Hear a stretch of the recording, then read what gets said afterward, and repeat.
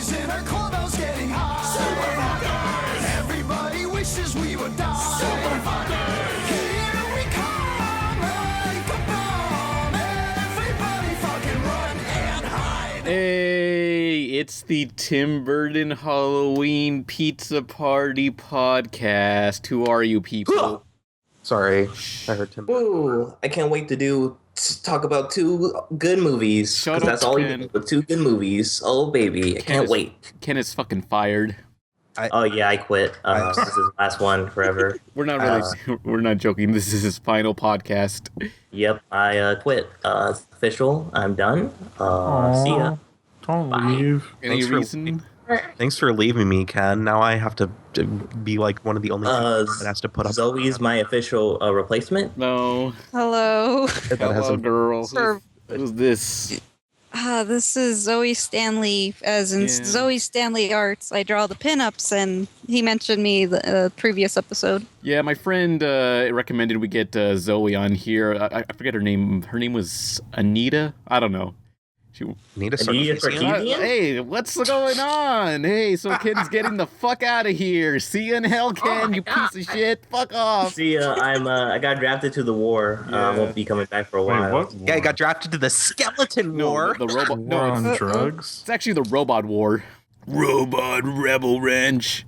Does he still get to keep his design? Because no, that's property of RebelTaxi Incorporated, so it's mine. This is gonna be. I'm gonna get replaced. Can you fucking Jew? Come on. I'll be making merchandise off Ken's design, and he will get 0 residuals. You could do a Puff Daddy thing and do an in memoriam song about Ken. And then put out like albums with audio of Ken you have that you didn't use and other stuff. And just keep it going. And then we'll make a movie about Ken, starring Ken's son. How he got ripped off by his manager. Yeah. Yeah. You were my manager. Fuck you. Oh, and we have the trademark on your name, Ken, so you'll now be known as Hollywood Ken. Hollywood Ken. Oh. By the way, I'm here too. Yeah, Jim's here, everybody. He's always Jimbo. here. I mean, when is he not anymore? Jim never leaves. That's he just sleeps here and just... I've just been hanging out for a while. Yeah. We record in this abandoned warehouse, and he just lives here with the mattress on the floor. It's a really good mattress. I took a nap the first time, and I was like, I don't think I'm going to leave ever. Yeah, we found the mattress, like, so some truck dropped it off on the highway by accident, and we just, like, snatched it up right before they could, and life was never the same without it. Yeah, it's a good mattress. Jim, could you move for a sec? Could you just... Yeah. Okay. What? I'm really... No, it's my mattress. On something. You're sitting on something. Fine. What am I sitting on? Oh, okay, you move. Thank you. It was my vibrator. Uh-oh, hot dog. Uh-oh, hot dog. All right, now, if you'll excuse me, I'll be gone for a few minutes. So the next video is going to be... Well, I'm going to delay the Scooby-Doo video on Zombie Island yet again, because I had to do a Halloween video. No, you don't. What? Scooby-Doo is Halloween. Well, fuck you. This is why more... I quit. This is higher... He's dumb. He's dumb, everyone. He's an idiot. This one's He's a more moron. Halloween based, you know? It's Halloween Hidden Gems top 5. What's more Halloween than zombies? What's the Halloween video? Top 5 Halloween Hidden Gems. Well, like hidden gems, like gems from Crystal Steven gems? Universe, or Wow, it sounds like a fucking nostalgia critic video. Ow. Hello, I'm the nostalgia critic, and this is the top 5 Halloween hidden gems. Ow. What do you mean, like Oh. all the Crybaby Lane sequels no one's found? Oh. No, what are the hidden gems? I'm confused. Do you mean like obscure Halloween specials? Yeah, he means obscure Halloween specials because he's a fucking rip-off critic piece of shit. Hey, I got some obscure Godmother 1. I got some obscure hipster shit you never heard of it probably in here. I don't know. Like okay, what? cut it out. Tell us something. Do you remember the Far Side Halloween special? No. The Gary Larson, the comic strip, The Far Side? No. Mm-hmm. Oh, wait, really? Like the Far Side, those calendars? We're not fucking nerds like you, Jim. Well, it My was like... science teacher used to always have dividers so people wouldn't cheat, and he'd always put Far Side comics on them. Yes. So anyway, great. it only aired once. It was the only time the Far Side got close to being animated, and they just played it once. Anyway, that's the YouTube link if you want it. Mm-hmm. But it was It only aired once, I think. Mm-hmm. And I watched it. It was pretty good. But anyway, sorry. You don't have to put that in. I was just I don't have to do anything. You tell me to. You don't have to do anything. I was just letting you know. That's right. I won't. That's right. Yeah. Walk away. Okay, sorry.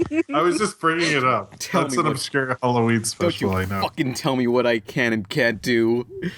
Hey. Well, I mean, we can tell you, but you probably won't listen, and you'll get mad when we tell you otherwise.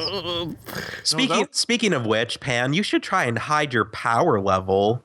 Look. I didn't say that. The Wavebird. All of those characters are your self-inserts. Fuck you. Yeah, they are. How else would I make a character? Well, then you fucking said it, because you wrote the goddamn line. You gave it to the fucking self-insert piece of shit character. So that's something that you'll say in public. You're a shitty writer. I'm taking your writing privileges. I'm not sure what's going on right now. We're talking about my Loki IRL comic where there's a scene where my Wavebird character, she says, she says a fucking meme. Look, Wavebird is a normie. Of course she would say a fucking meme.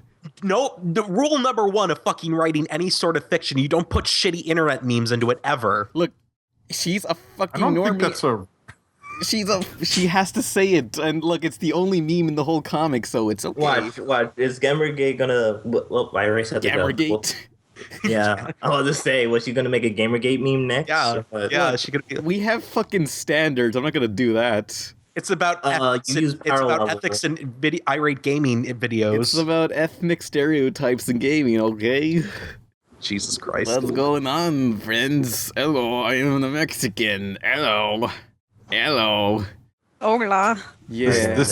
This devolved quicker than usual. So Loki IRL is now going to be updated on Thursdays. So typically it was Monday, Wednesday, Friday, but since it's a story-based comic, might as well just dump them all in the same week, like all 3 issues the same day on Thursday. So it's easier to follow.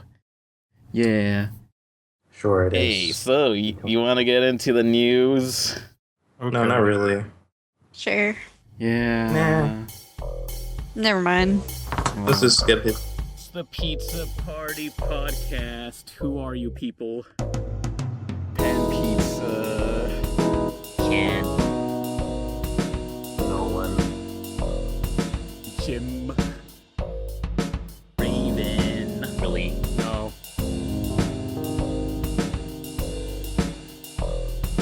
JFK style. Alright, news. I just want to remind everybody we have the Fan Junk playlist where if you have anything Pizza Party or RebelTaxi related, just email it to me at rebeltaxi@yahoo.com, and it's featured in the description, all the fan animations and whatever else people made of us, or just me, mostly me. Oh, did you hear the dance remix EP?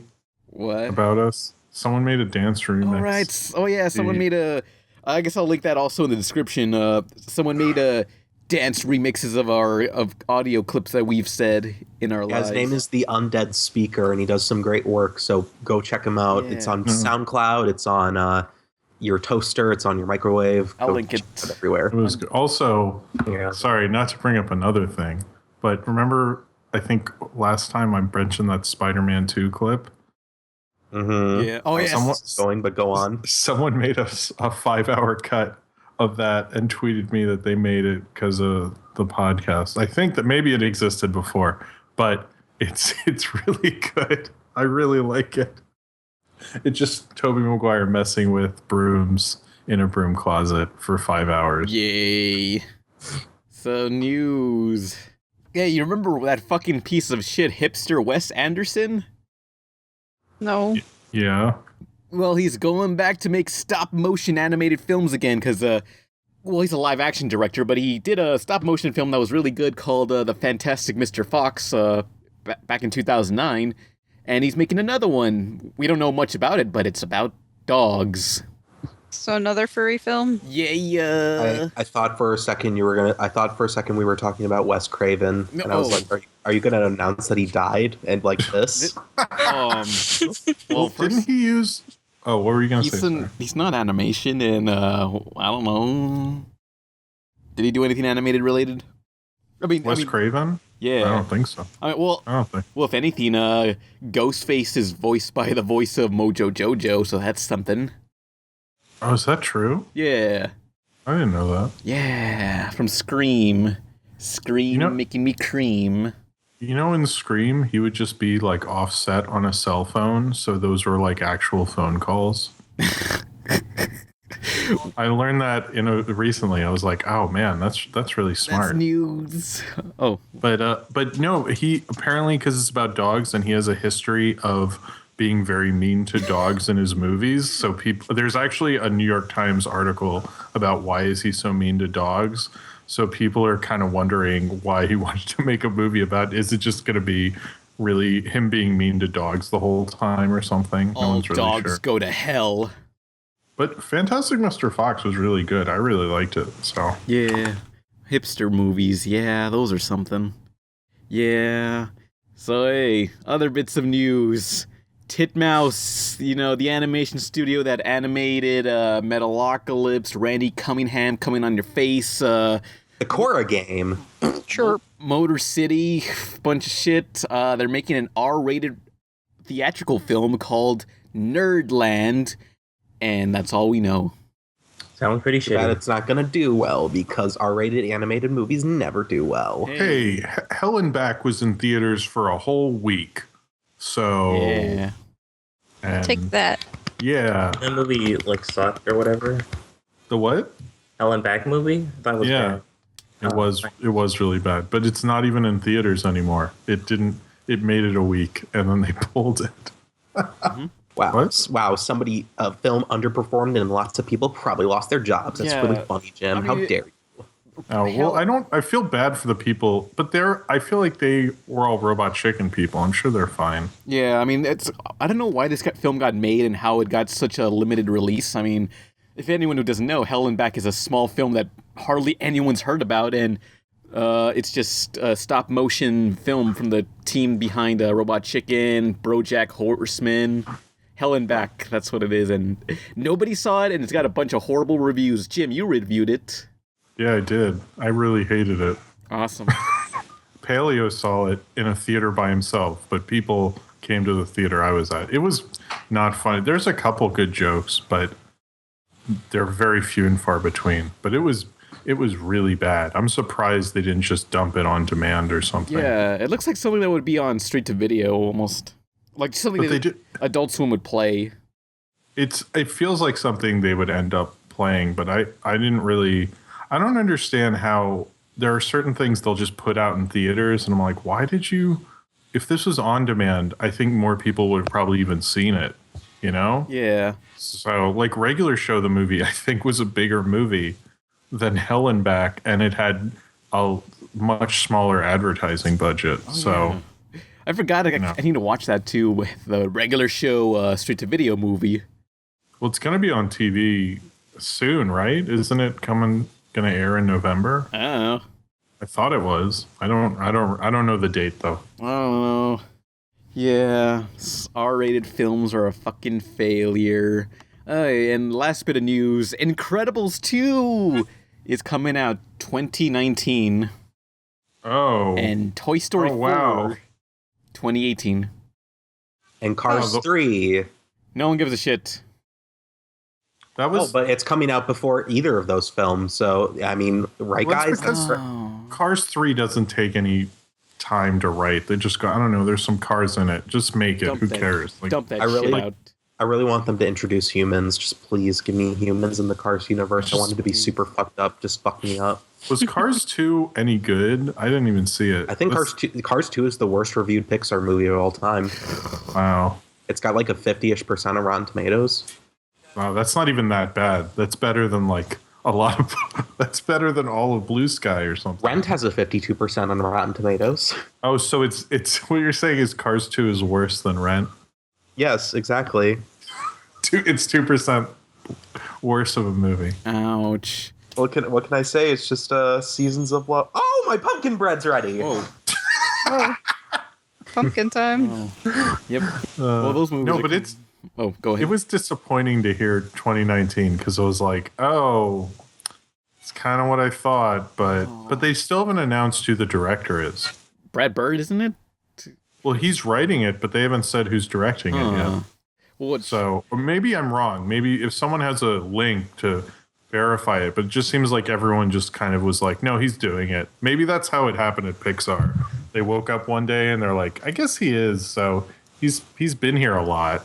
Why not? Yeah, might as well. I mean, sure. I'm sure he's going to direct it.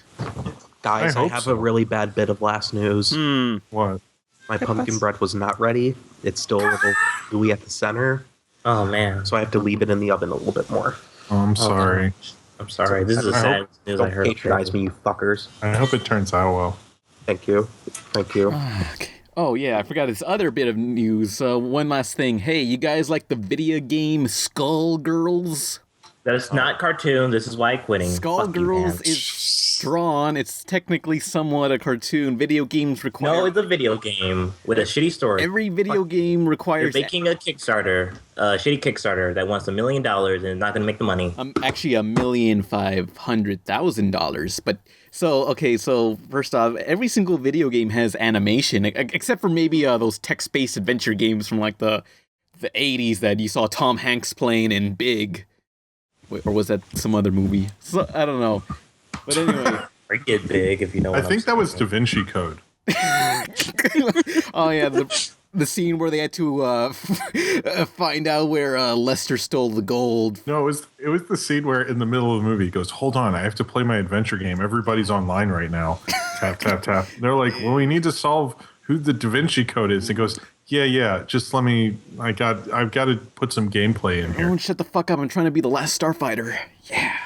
But, so, the team behind, SkullGirls, Lab Zero, is making a 2D platformer RPG game called Indivisible. It's about this girl, and she wall jumps, and she fights monsters, and then she summons her, like, her stands, and then it's a group of team, and then they fight in RPG styles in real time, and they jump. But she has an axe, and she jumps on the ledge. And do you even play Skullgirls? I masturbate to it. Oh, That's, Oh, boy. now you're playing with power. Yeah, Nintendo power. That's funny. It's not even on Nintendo. Well, I did play Skullgirls 5 ever ago. Yeah, I mean, I met the creator, Alex Ahad. I had him draw a Wavebird as a commission. Hey, Zoe, you like Skullgirls? What do you think? Yes, Tell us. I've cosplayed as it. I have a cosplay blog I forget to update all the time. Do you want people to know about your cosplay blog? No. Sure, it's dead, but... Oh, well, thanks for nothing, asshole. SkullGirlsCosplay.tumblr.com. That's a very specific cosplay. I think you can only cosplay as one thing, and that's it. Yep. That's all? You're not gonna go for anything else? It's over? No, like I blog other people's cosplays on there too. Wow, that's... Oh, okay. Huh. So, yeah. It's like a general blog. I've met Alex Ahad too. He's pretty cool. Yeah. Zoe, tell us about yourself. Who the hell are you? I'm Kenneth Fields. No one fucking on the cares podcast about from the you, very Ken. beginning. I like doing the podcast for a while now, but I just got bored. And Yeah, it's Ken. Tell us more about yourself. Sometimes, man, just gotta like. This is your last episode. This should be for you. Yeah. Yeah, I know. I can't believe I have to go off doing a shitty topic about Tim Burton, but Hey. whatever. Tim Burton did nothing wrong. Well, besides Alice in Wonderland. Gotta retire, Sometimes. and Planet of the Apes. Oh, yeah, Planet of the Apes, too, yeah. Yeah, what a disaster. Yeah. Once he gets destroyed in the robot war, we're gonna sell his parts for scrap. I'm not gonna get destroyed. Yeah, we're gonna melt you I down. play Call of Duty, bro. Come on, man. Jesus Christ! I know how to I know survive a the zombie parts. apocalypse. Now I'm glad you're quitting. Fuck you, Ken. I played Halo on Legendary. I know what I'm doing, bro. Come on. Fuck. I'll be fine. Hang on, wait. Hang on. So what were you saying about Halo again? No, I'm not saying it. You're doing something. Go ahead, just... I know you're planning to play a clip as soon as I say something, so I'm not gonna say it. I mean, did you ever go on Newgrounds, Ken? Nope. Did it? Just go along with it. No.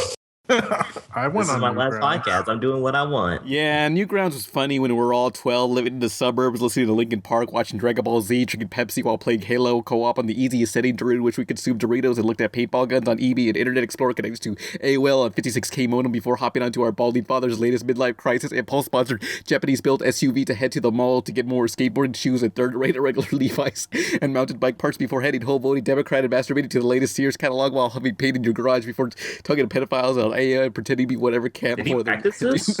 about on MySpace with a Matrix quote slash anime character named 666 * parentheses surround screen day before heading to your supposed good school in the morning to buy more pot to smoke during your Counter-Strike LAN parties with Jimmy and the rest of his friends taking Ritalin and adrenaline and Prozac 8 times a day to get a casual pass at a local, state, or national government figures, legislators, or structures to appeal to edgy intellectual friend, your Budweiser sneaking limp-wristed near the Columbine sociopath deep friends who play victim when they start losing arguments 6 days before the botched suicide attempts to leave because school tram number 12 and go under the bleachers with them to let them get to second base before their 13th birthday. Wow, this was the unfunniest bit on the podcast so far. I hate you guys so much. What just happened? Yeah! Yeah, that was a good one. Oh, yeah. Whew. So, Yeah. Zoe, what are you doing after this? Going to work. Yeah. Oh shit, we gotta answer questions now. Hey, let's get into the questions. Wait, what? Hey, she's What gotta about get the topic? She's gotta get to I hope work. you edited all that out, man, because that was really bad. I was impressed. I thought that was pre-recorded. Nope, that was me doing it live. So That was hey, good. questions. If anybody has a question, be sure to post your comment. Wait, don't we have a topic? Oh Yeah, what fuck! happened? Oh, we have a topic. What the Shit. fuck's wrong with you? Hey. Wow. Well, to be fair, Podcast is already falling apart. guys, we now. could have not talked about Tim Burton. I hope you realize how much you're fucking up. Tim But I have Burton. a funny joke. Let's talk about. So, guys, what's your favorite Tim Burton movie? Yeah. My favorite Tim Done. Burton movie is The Nightmare Before Christmas, because anytime I enter a hot topic, I feel a sense of nostalgia.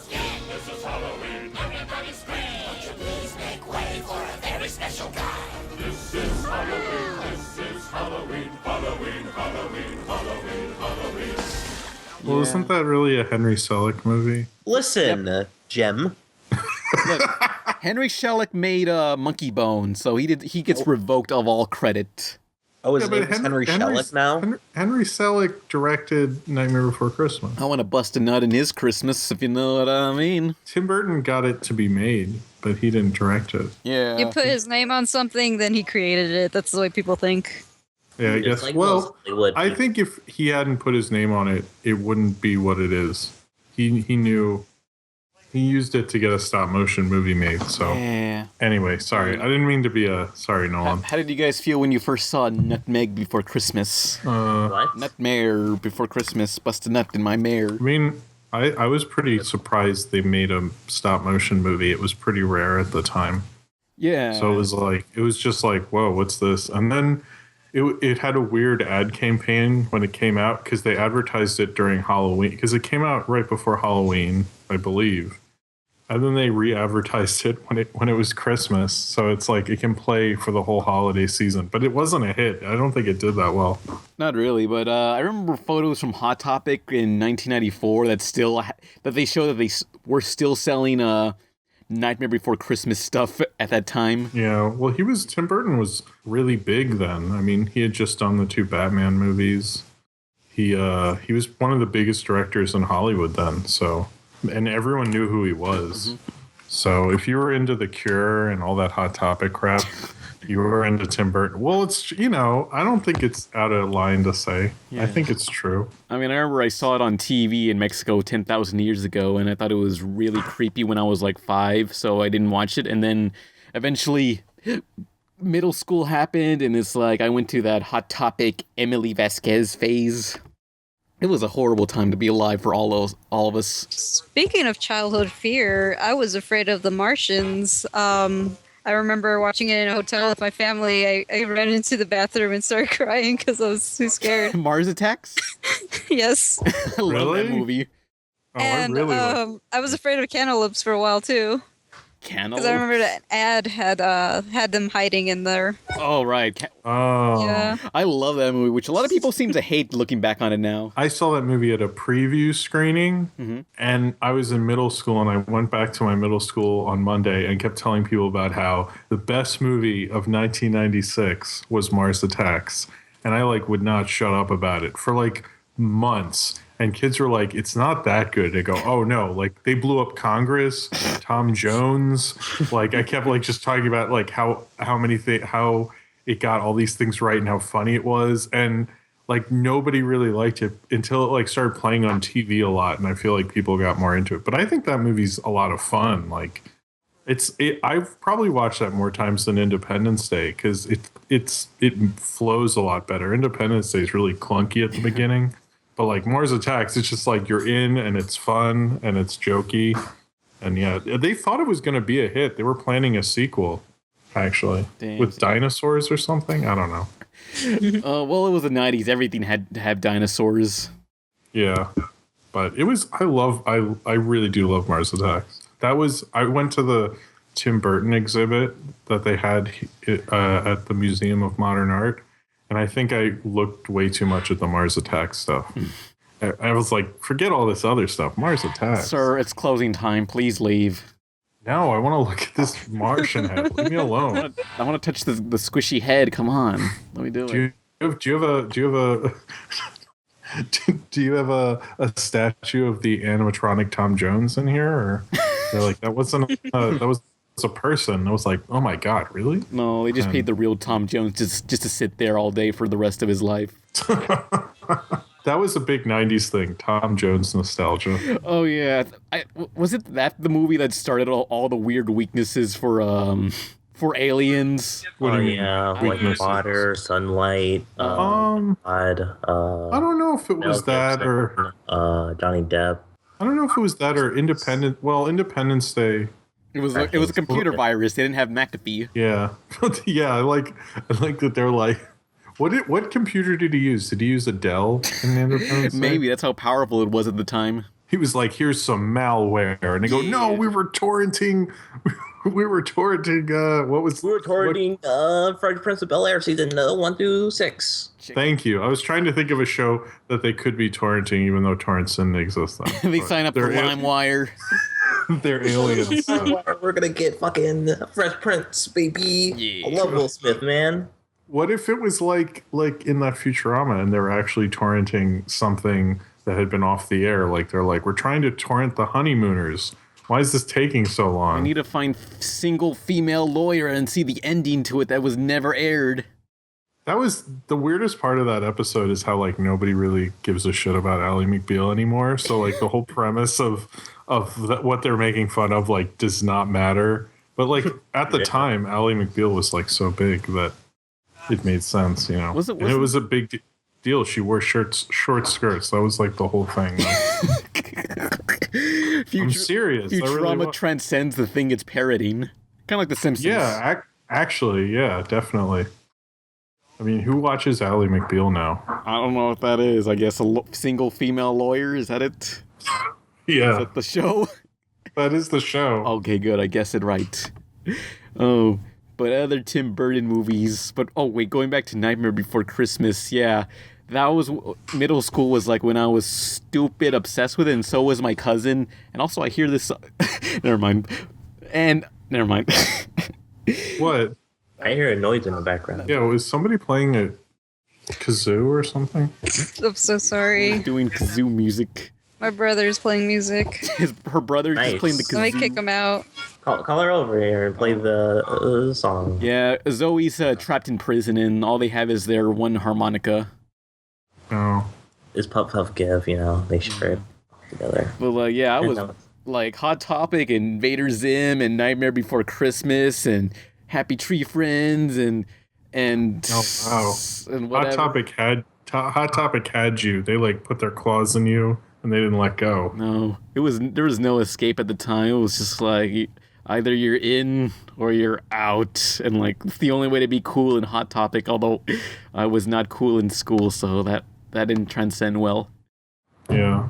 But yeah, Nightmare Before Christmas, like, it scared me at first, but then when what got me into it again, you? I was like 5. It was like, why is this guy a skeleton? Oh, wait, that reminds me, like, the movie originally wasn't even released as a Disney film. It was, I think... Touchstone. Yeah, Touchstone. Yeah. Disney was like, yeah, we're not going to put our name on this, but now they fully embraced it. Like, it's in Disney Infinity and Kingdom Hearts, like... I kind of contribute Kingdom Hearts for, like, making it popular again, maybe? I don't know. It kind of just blew up on its own because it was one of those where, like, suddenly you talk to someone and you're like, oh, you saw Nightmare Before Christmas also? Like, it was kind of surprising, you know? But Tim Burton, the other thing is, like, Tim Burton was really big. So, like, most suburban kids were like, I want to see all the Tim Burton movies. And you could because they're all...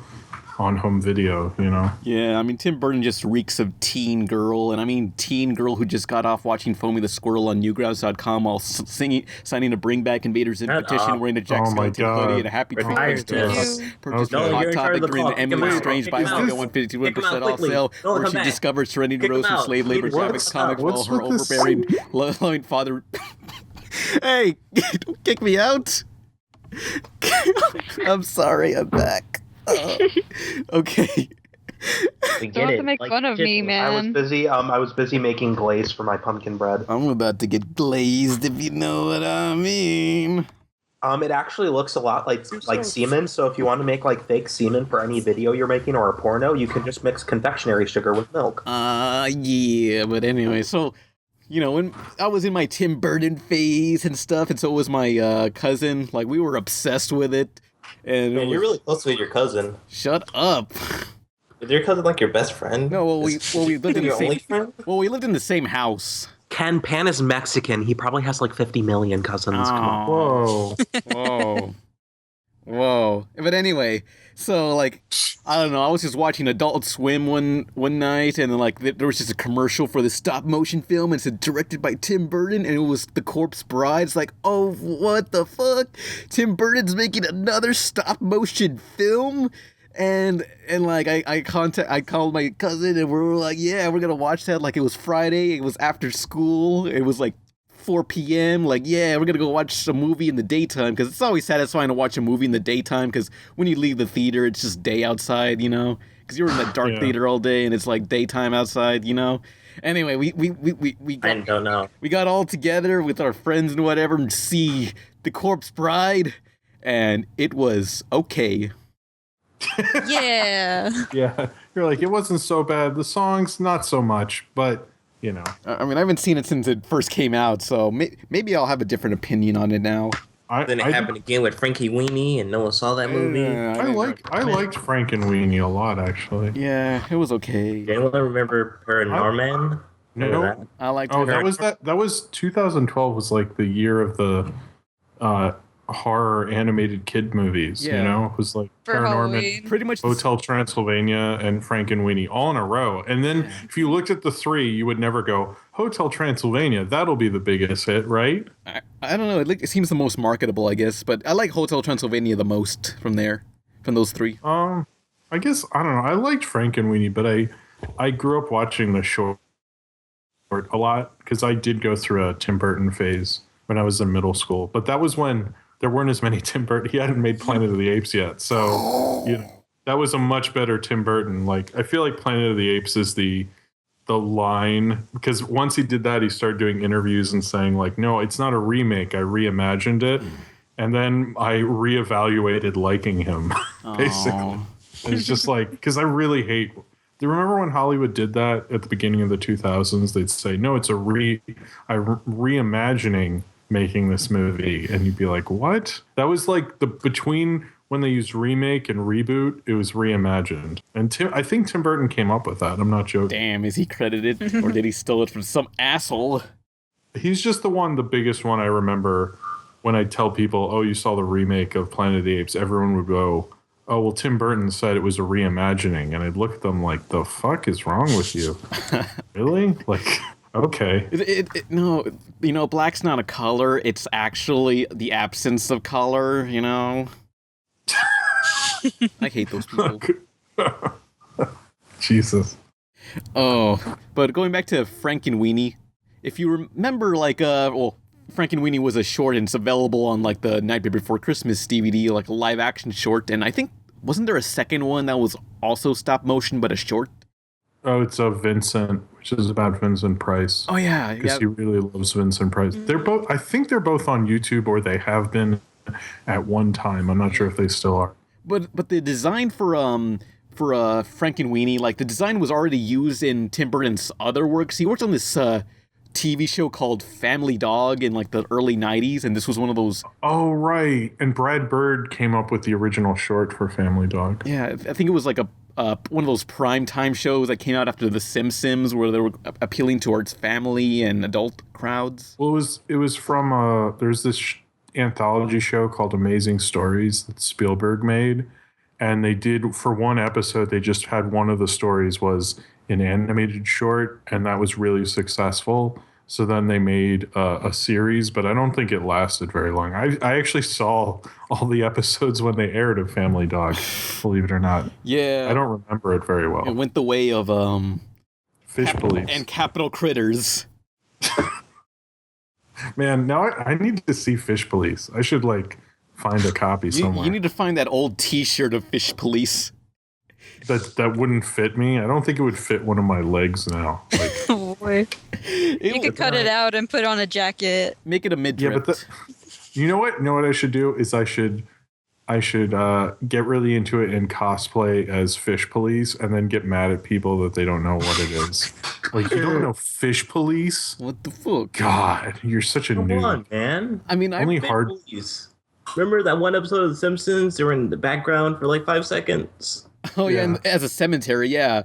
One Halloween episode, they just had they were just scrolling through a bunch of gravestones, and they just scroll by a gravestone that said Fish Police and Family Dog. Oh. Ow. But yeah, sorry, did you get to say how it ripped off Family Dog? Oh, wait, what? Oh, Frankenweenie. Well, Tim Burton worked on that, so I don't know. Yeah. I mean, I guess it was his design that came up with the dog, and that's why it looks like Frankenweenie, the same. So I guess Family Dog can be a spin-off of Frankenweenie. Oh, I guess the dog died and then became Frankenweenie. Okay. You think Tim Burton... He has a thing for dead dogs. There's Zero from Nightmare Before Christmas, Sparky from Frankenweenie, and Scraps from Corpse Bride. Yeah. Oh. They're all dead. Sounds like Tim Burton's a fucking hack. Well, he said when he made Frankenweenie that it's based on he had a dog, and I think it got killed, and it was pretty traumatic, so he based it on that. His entire life is based on this dog. Now we're assholes. What if we... Oh, sorry. If we go back in time and stop the dog from dying, we can change the path of Tim Burton's life. Whoa. That's a crazy. Family Guy We could Inception his past. That's like his Uncle Ben. He would not be the man he was today had not that dog died. We'll Inception him, and Pan can be DiCaprio, and I'll be Tom Hardy, and Nolan can be Joseph Gordon-Levitt, and I'll be Ellen Page. Yeah, you can be Ellen Page. Ken, you can be the Asian guy. I think. Yeah, you can be Ellen Page, and we can explain all this shit to you. Yeah, you'll be what we call exposition. I can't believe I whitewashed Inception. Holy shit! Don't worry, I'm Mexican. It'll balance out. Yeah, it'll work out. I mean, yeah, isn't Ken black or not? We're like the most racially diverse. He's a robot. Wait, are we? We were the most racially diverse podcast. I'm Mexican. Nolan's I'm gay. Greek-sican. Oh, Zoe's also Mexican. I didn't know that. I didn't know gay was a race. Look, it's diversity. It's. Thank you for enlightening me. I really appreciate it. Yeah, I'm glad to be educated here on the Pizza Party podcast with RebelTaxi Pan Pizza and all my friends, Zoe, Ken, and hold on, let me look at my hand here. Jum. Yeah. You know what? No one mispronounces my first name, but my last name, I've noticed it used to be people would go, "Oh, are you Jim Israel?" And I'm like, "No, it's Gizrael." But now it's turned into a more recent phenomenon. It's like, "Are you Jim Gizrael?" And I'm like, how did you get to the end there? I don't know. I like to call you by your porn name, Jim Jizrael. Oh. Wait, have I talked to you about that before? No, maybe. Oh, so you were in a porno? What the hell? No, it's not that I was in a. because like kids would call me that, and I thought, oh well, that's kind of funny, and I just kind of like laugh with them so they wouldn't make fun of me. But everyone else in my family finds it really embarrassing. I was like, what? It's like a really obvious pun. Like you kind of just have to go with it and like, no, that's disgusting. And I'm like, I don't know. I don't think it's disgusting. Eat up your friends, Jim. Do it. It's a natural family part of honor. your body. Yeah, it's like, I take it like a shot to the face. Oh, sorry. Anyway, sometimes it just gets into your mouth and you're like, you know what, this tastes good. that's not the least bit subtle at all. Yeah. Well, speaking of, Pan, you're the one who just literally quoted fucking Newgrounds copy pasta like twice, so you're not one to talk about subtlety. Come on. Also, you need to hide your power level, Pan. Come on. Yeah, Pan, you need a higher power level. I'm detecting you. Guys. You like manga? Oh my god, whoa. I like manga too. I like Naruto and Bleach. Guys. is Newgrounds still around? Yeah, but Newgrounds was funnier when we were 12, living in the suburbs, listening to Linkin Park, watching Dragon Ball Z, Hang up on No, don't cut me out. Hey, I'm back. You were? Cletus the Fetus was on Newgrounds. Yeah. I was on, it was like, Newgrounds was cool because you could just post something and then you'd come back a couple hours later and you just get thousands of views just because there was nothing on the internet then. Each time we cut out Pan, it's going to stop recording us. So, like, it's just going to be Pan, like, laughing to himself, and then there's no noise, and then he comes back on and we're talking about something. It's going to be great. No. Yeah. Okay. Should we talk about another Tim Burton movie? Well, going back BeetleJuice. Yeah, let's beat off some juice, if you know what I mean, and I do know what I mean. Don't say it 3 times, though.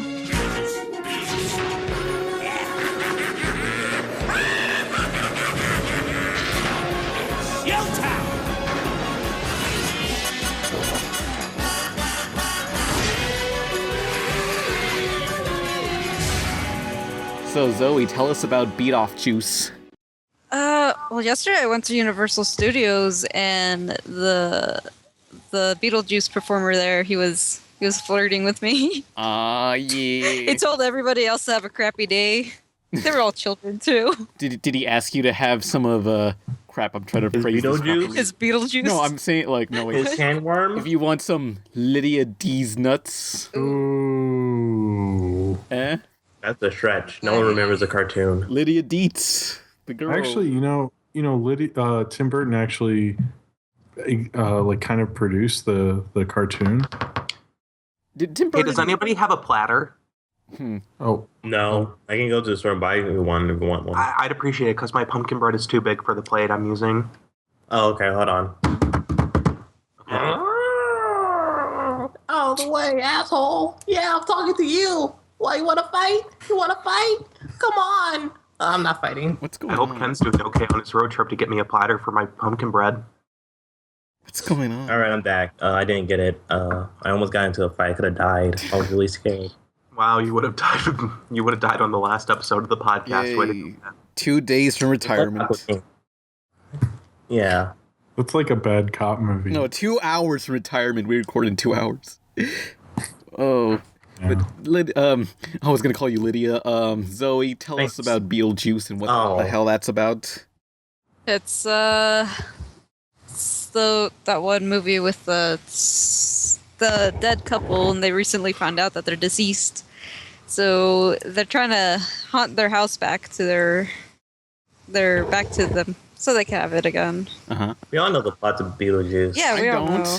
I haven't seen Stop saying BeetleJuice. I haven't seen it in 10,000 years, Mm. This is a good. Good pick this topic then, huh? Really, I was mostly familiar with the animated series when it was airing on Nickelodeon as reruns. Oh, You can talk about that. Yeah, that guff time. So, okay, I've heard that Lydia, the girl that's friends with Beetlejuice in the cartoon, like, don't they hate each other in the movie? Yeah, he tries to marry her. Oh. So this is basically like the bad end. Like there's 2 timelines. Oh God, you're right. It is a. The cartoon, this BeetleJuice won, and the other one not. Beetlejuice is unsuccessful. Beetlejuice goes back in time. Yeah, try again. So, are they like a couple in the series? No, they're just friends. I don't know. They're like a little more than friends. BeetleJuice is always creeping on that one girl, and I think she was 17 in the movie. Yeah. Oh. Yeah, Lydia D's nuts. She was like the original big goth girl. Yeah. I don't know when goth became a thing, but I'm thankful for it. It's like in the in the early 80s. The Cure and Susie Sue are kind of the beginning of it. Yeah. Yeah. Got time. Has anyone got any other Tim Burton? Oh, Jim, do you have anything else to say about that stupid Planet of the Apes reimagining?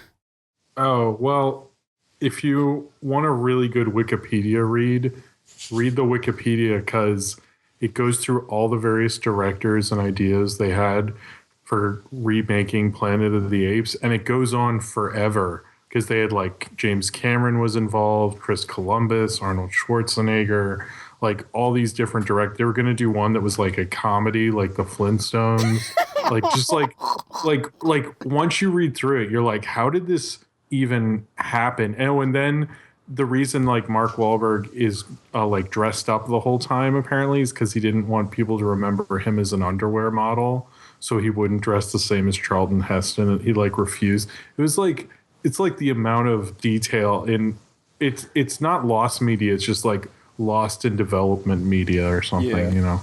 What could have been. Yeah, it's really, but you know, actually my favorite Tim Burton movie I think is Ed Wood. Yeah. I really like No, Ed that's Wood giving me some wood, if you know what I mean. Guys, I I actually- good news. What? The pumpkin bread came out great. Oh, good. Everyone Congratulations. gives a round of applause. So that joke is finally over, everybody. Thank you for listening to the podcast. I'm Nolan. That wasn't a fucking joke. That was about as much as a joke as that one scene in the Mario Brothers movie where Koopa orders a pizza and they keep calling up, "Hey, you want this on your pizza?" And then eventually he gets his pizza. Like that wasn't a joke. That was just a string of pizza-related shenanigans. That was Pan Pizza. Who are you, other people? No, we're not Ken. going. Wait, what? This is the end of the podcast. Yeah. No. It was It's around. over now. The joke. I made the joke, and now it's over. So Anyway, Talk about Ed Wood. Ed Wood. So there's this one time I went to this event and there was like they were talking to an animator who worked at Disney with Tim Burton and worked on The Fox and the Hound with Tim Burton because he worked on that movie. And the guy said that him and Tim Burton were like really good friends and they would go and watch like B horror movies and stuff. And he was saying that he thought that Ed Wood was like the best Tim Burton could ever do. Like he could never top that creatively because that was like the zenith of everything he had been trying to do. Like it's like the zenith of everything he wanted to do creatively was make this Ed Wood movie. And I was like, oh wow, that is true. I don't really like any of his movies after as much as Ed Wood, even though I really like from Pee-wee's Big Adventure to Ed Wood. Like I love that period of Tim Burton. So it's always made me think about that. But I also like Ed Wood because it's kind of a sad movie because Ed Wood like made these movies that bombed and wasn't appreciated. Not that he made Plan 9, which is like the worst movie ever. But like the whole movie it kind of plays like if Ed Wood could have made a biopic about himself, you know? Because his life, like he ended up being a drunk and making bad porno movies and being the comic foil in porno movies. Like don't watch it. If you want to be really bummed out, watch a documentary about Ed Wood because then you're like, oh man, this is really depressing. But like if you watch the movie Ed Wood, you're like, oh, this is like they made all these movies and they had this group and it made you feel like to believe in something creatively. But it's like kind of almost like the whole movie knows that like it didn't work out for him at all. Like he didn't, because he keeps talking about how he wants to be like Orson Welles and he didn't. It's like very, I don't know. It's kind of, there's a sadness to it that I kind of like because it is like theoretically using its style in a way to say something about him. So, but yeah. So I like that movie a lot. But I also like Mars Attacks because it's funny. Okay. Well. Wait, what? Oh yeah. Dumb it down for Ken. No, No. it's okay. I got But it. actually, you know what? When I took my first couple film classes when I was in high school, the movie we talked about the most was Pee-wee's Big Adventure. I keep forgetting that's a Tim Burton film since that actually has color. Yeah, I know, right? It's weird that like that's how he started. But I think that's a really good movie. I love Pee-wee's Big Adventure. Yeah, me too. Yeah, which I remember seeing on Disney Channel like 10,000 years ago, and like, of course, the one scene of Large Marge. Oh God, that terrified me as a kid. I love that shot. That's the thing about that movie is like it goes so off the wall that's what's so good about it. Like it stays consistent, and then it does something so out there even for the movie. But like it doesn't go so out there that it takes you out of it because that movie's so strange, you know? Yeah. And the one scene that really bothered me when I was younger was the scene where he goes to the Alamo and asks, "Where's the basement?" There is no basement. Yeah. And they all just laugh at him and just ridicule him, and I was just like so confused and depressed. Like, what did he do to deserve that? Just anytime question. When I watched it as a kid, it's like it doesn't make you, because it is funny now when you're older, but like when you're a kid, you're like, oh man, like, but I didn't know that. Like, are you supposed to know that the Alamo doesn't have a basement? You know, it's like really a depressing. I don't know. When I was a kid, like it wasn't funny. Now it's like really funny to me, but like it kind of hurt. I was like, and he had to sit through that boring tour. I like where the basement was. Where she goes through all the ways to use cord. That was like really funny. She's like I can't do her voice. The lady, she does an amazing performance. She was on SNL and stuff, but when she goes through like there are many uses of corn, and then she'll go tortillas, and all of which I will tell you right now, and then and then it just cuts, and you can imagine this was like a really long tour of the Alamo. Really funny. Yeah. And that bike is in the Hollywood, the part where he goes through the studio. I love that part. That's an amazing part, which makes no sense because why would a Godzilla movie be filming in Hollywood? But I try not to think about that because it's like a really amazing sequence. Warner Brothers is proud to present the story of a rebel. I know you are, but what am I? And his bike.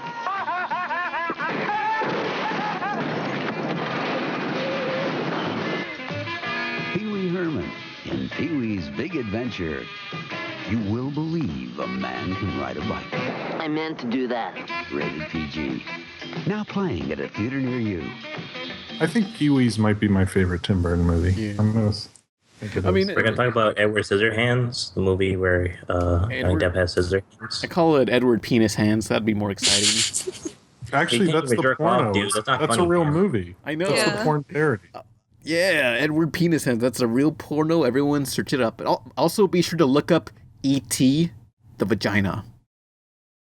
No. What? Classic. That's a porno. That's subtle. It's just called E.T. the Vagina. Really? Yeah. Great name. Oh, I get it. So the pun is like eat vagina. That's clever. I didn't get it. I thought it was called E.T. the Vagina. I just got that. That's clever. Whoever writes the titles for those things should get something. That was clever. That's clever. Good job. There was a porno based off of the Lyft thing called Maleficent. Is that true? There's porn and everything. What if they start making, since Let's Plays are getting more popular, what if they start making Let's Play porn spoofs? Let's fuck. Mark a penis. No, call it lettuce fuck. It's about two lettuces fucking. Well, they already made a porn. They made a porn parody of Get Hard already, so. What that? You know the Will Ferrell movie? What? Never mind. What? It was they made a porno on that Will Ferrell movie? I'm joking. I'm assuming. Why wouldn't you? It's called Get Hard. I just don't. I know, but it's like not exactly the most popular Will Ferrell movie. Like, I mean, we're not gonna be looking back on this like Talladega Nights and thinking it's the greatest film ever. Yeah, he hasn't made a good one in a while. Fuck you, Talladega Nights was the greatest film ever. Oh, remember? No, I'm Talladega Nights was good. I'm just saying he hasn't. It's been a while since it's had a good one. Yeah, remember the Land of the Lost film with Will Ferrell? I fucking hated that movie, but it had a good that stupid song that they always played. God, I hope I get it. I hope I get it. How many people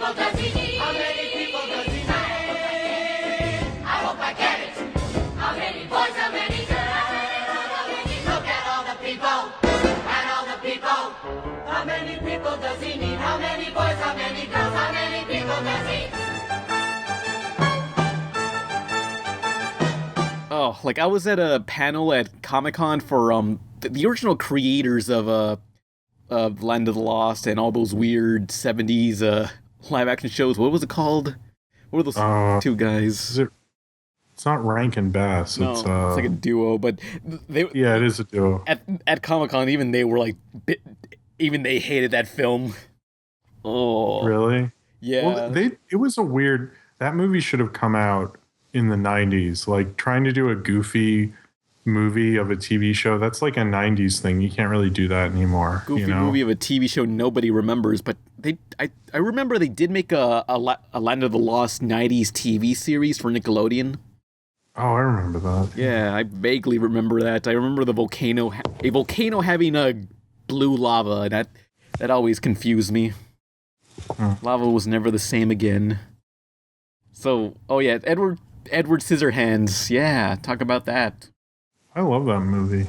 It's Vincent Price's last movie, which is kind of funny to bring up. I literally just finished Ed Wood before we did the podcast, but it's funny in Ed Wood they talk about how he has the last footage of Bela Lugosi in Plan 9, and then in Edward Scissorhands he has the last footage of Vincent Price. I don't know. That's a connection. I connected things. There we go. So going back to Ed Wood, I guess the idea of it is like, look, at least he had fun doing what he did, and he loves movies, so you know. Well, I think it's better than it's the reason it's stuck around, not just because of Tim Burton, but because most biopics are like, wasn't this guy great? This guy was a fucking genius. That's like every Oscar season, there's a biopic like that, right? And Ed Wood, it's like, this guy like didn't turn out to be great. He turned out to be the worst director literally ever. Like you got an award for that. Like after he died. And like he didn't lead a great life. So it's like making a really good biopic out of somebody who didn't get to accomplish something. It's kind of it's an interesting. The Van Gogh of movies. I don't know about Van Gogh. Maybe like a guy who drew really bad drawings. Imagine making a biopic on Chris Chan. Yeah, it's like I don't know. It's just like that. There's never a point in that movie where they point out. They definitely point out that he's making shitty movies, but it's kind of like makes you have faith in it. You're like, yeah, he's going to get his act together.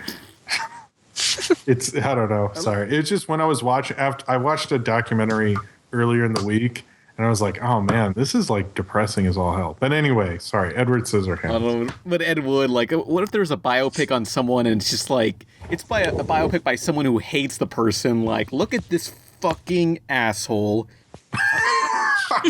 Well, wait, isn't that Amadeus? Isn't Amadeus Singieri, whatever his name is like always like, because it's from his perspective and he's always like hating Mozart. Like that's kind of, but then he likes him. Never mind. It kind of is like that. Yeah, we need more negative biopics. Well, it does get a little annoying when like they make a biopic and they're like, oh shucks, wasn't that guy great? And then he did great stuff. You're like, you should have appreciated him more or something. And it's like, okay, I guess. Is that the whole movie? I could have just read a Wikipedia. Yeah. Jesus. What a waste. Probably would have been entertaining. The text would have been all formatted well.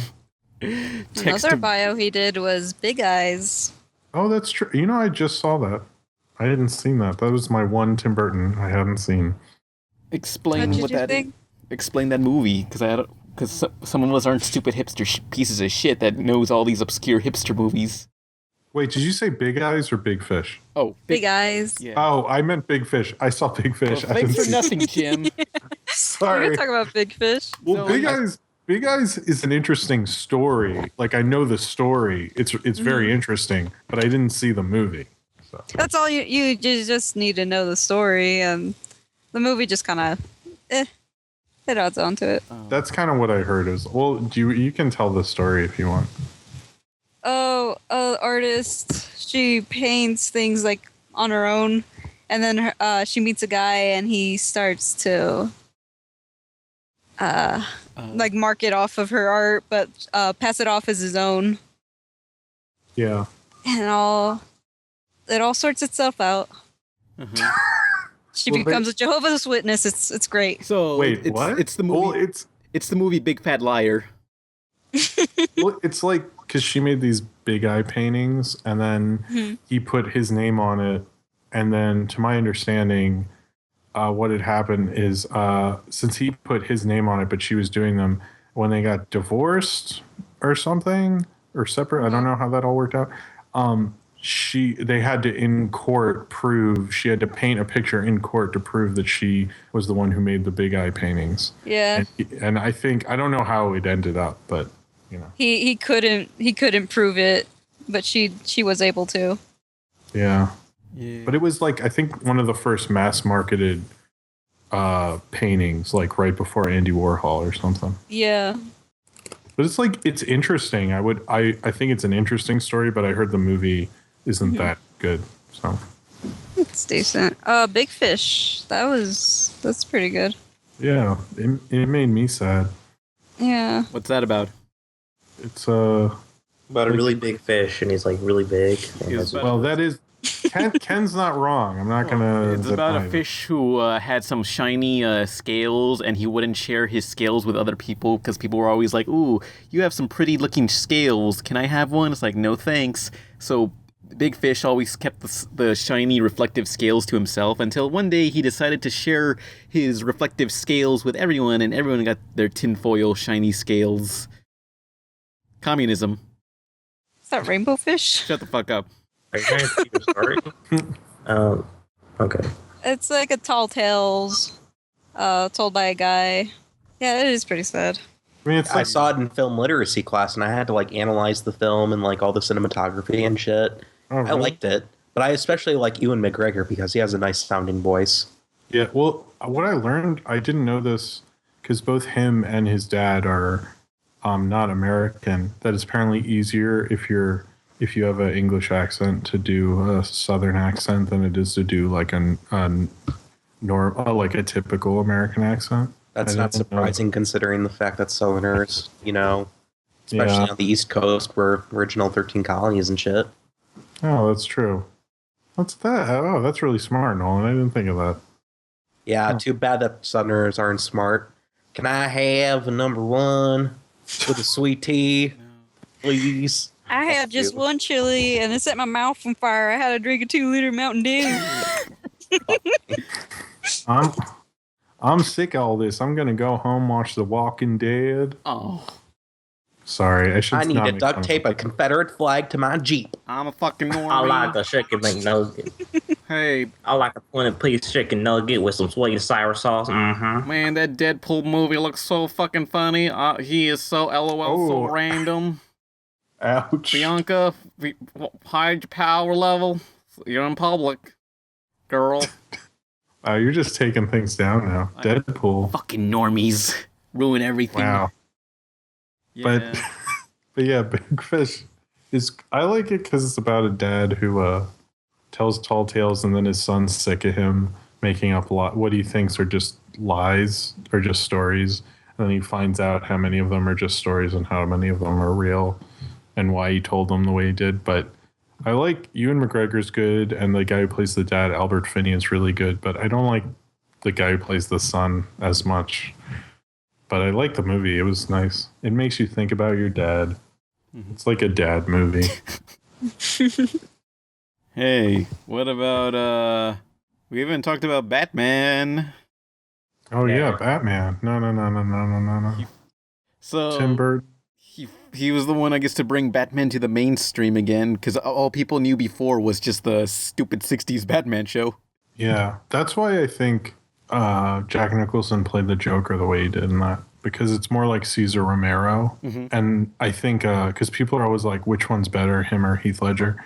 And I always think, like, the problem with Heath Ledger's is because more people read the comics and Killing Joke was out before the Tim Burton movie, but, like, most people hadn't read it. And so I think you couldn't do Heath Ledger's Joker in 1989. Like, people wouldn't have gotten it.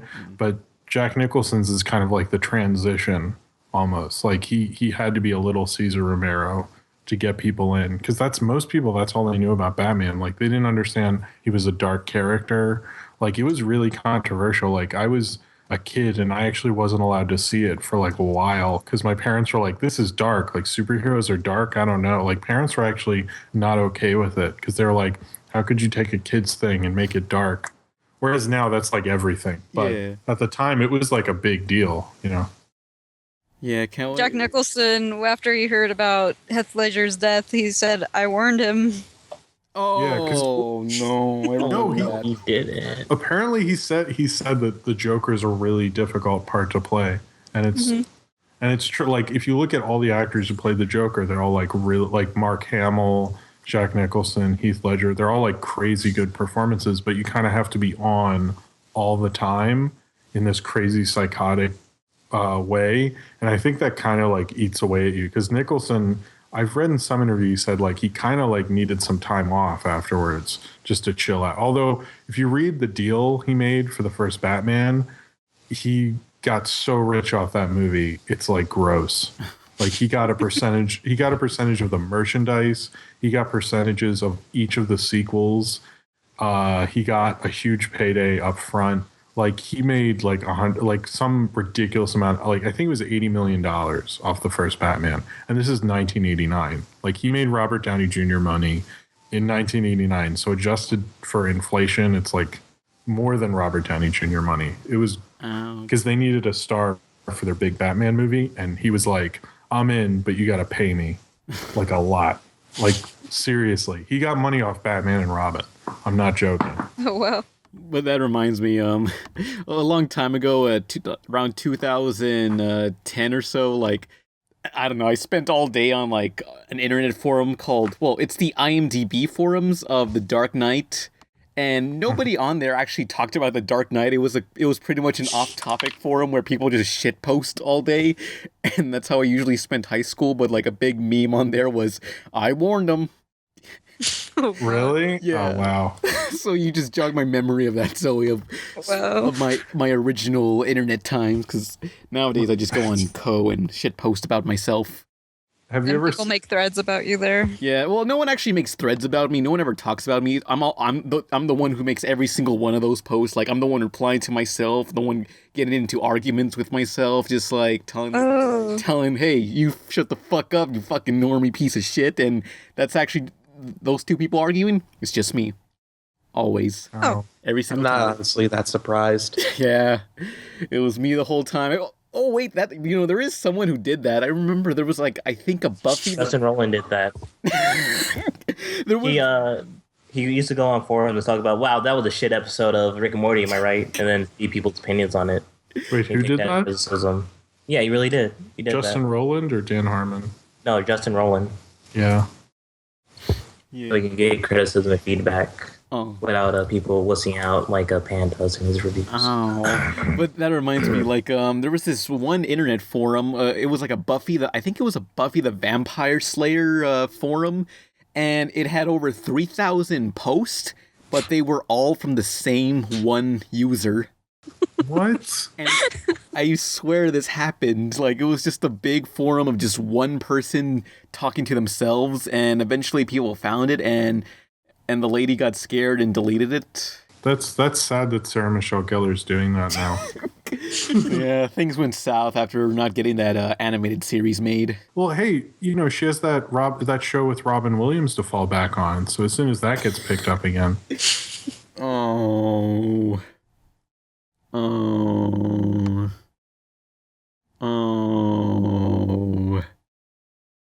Anyway. Hey, Superman. Remember Tim Burton was going to make Superman and it never happened.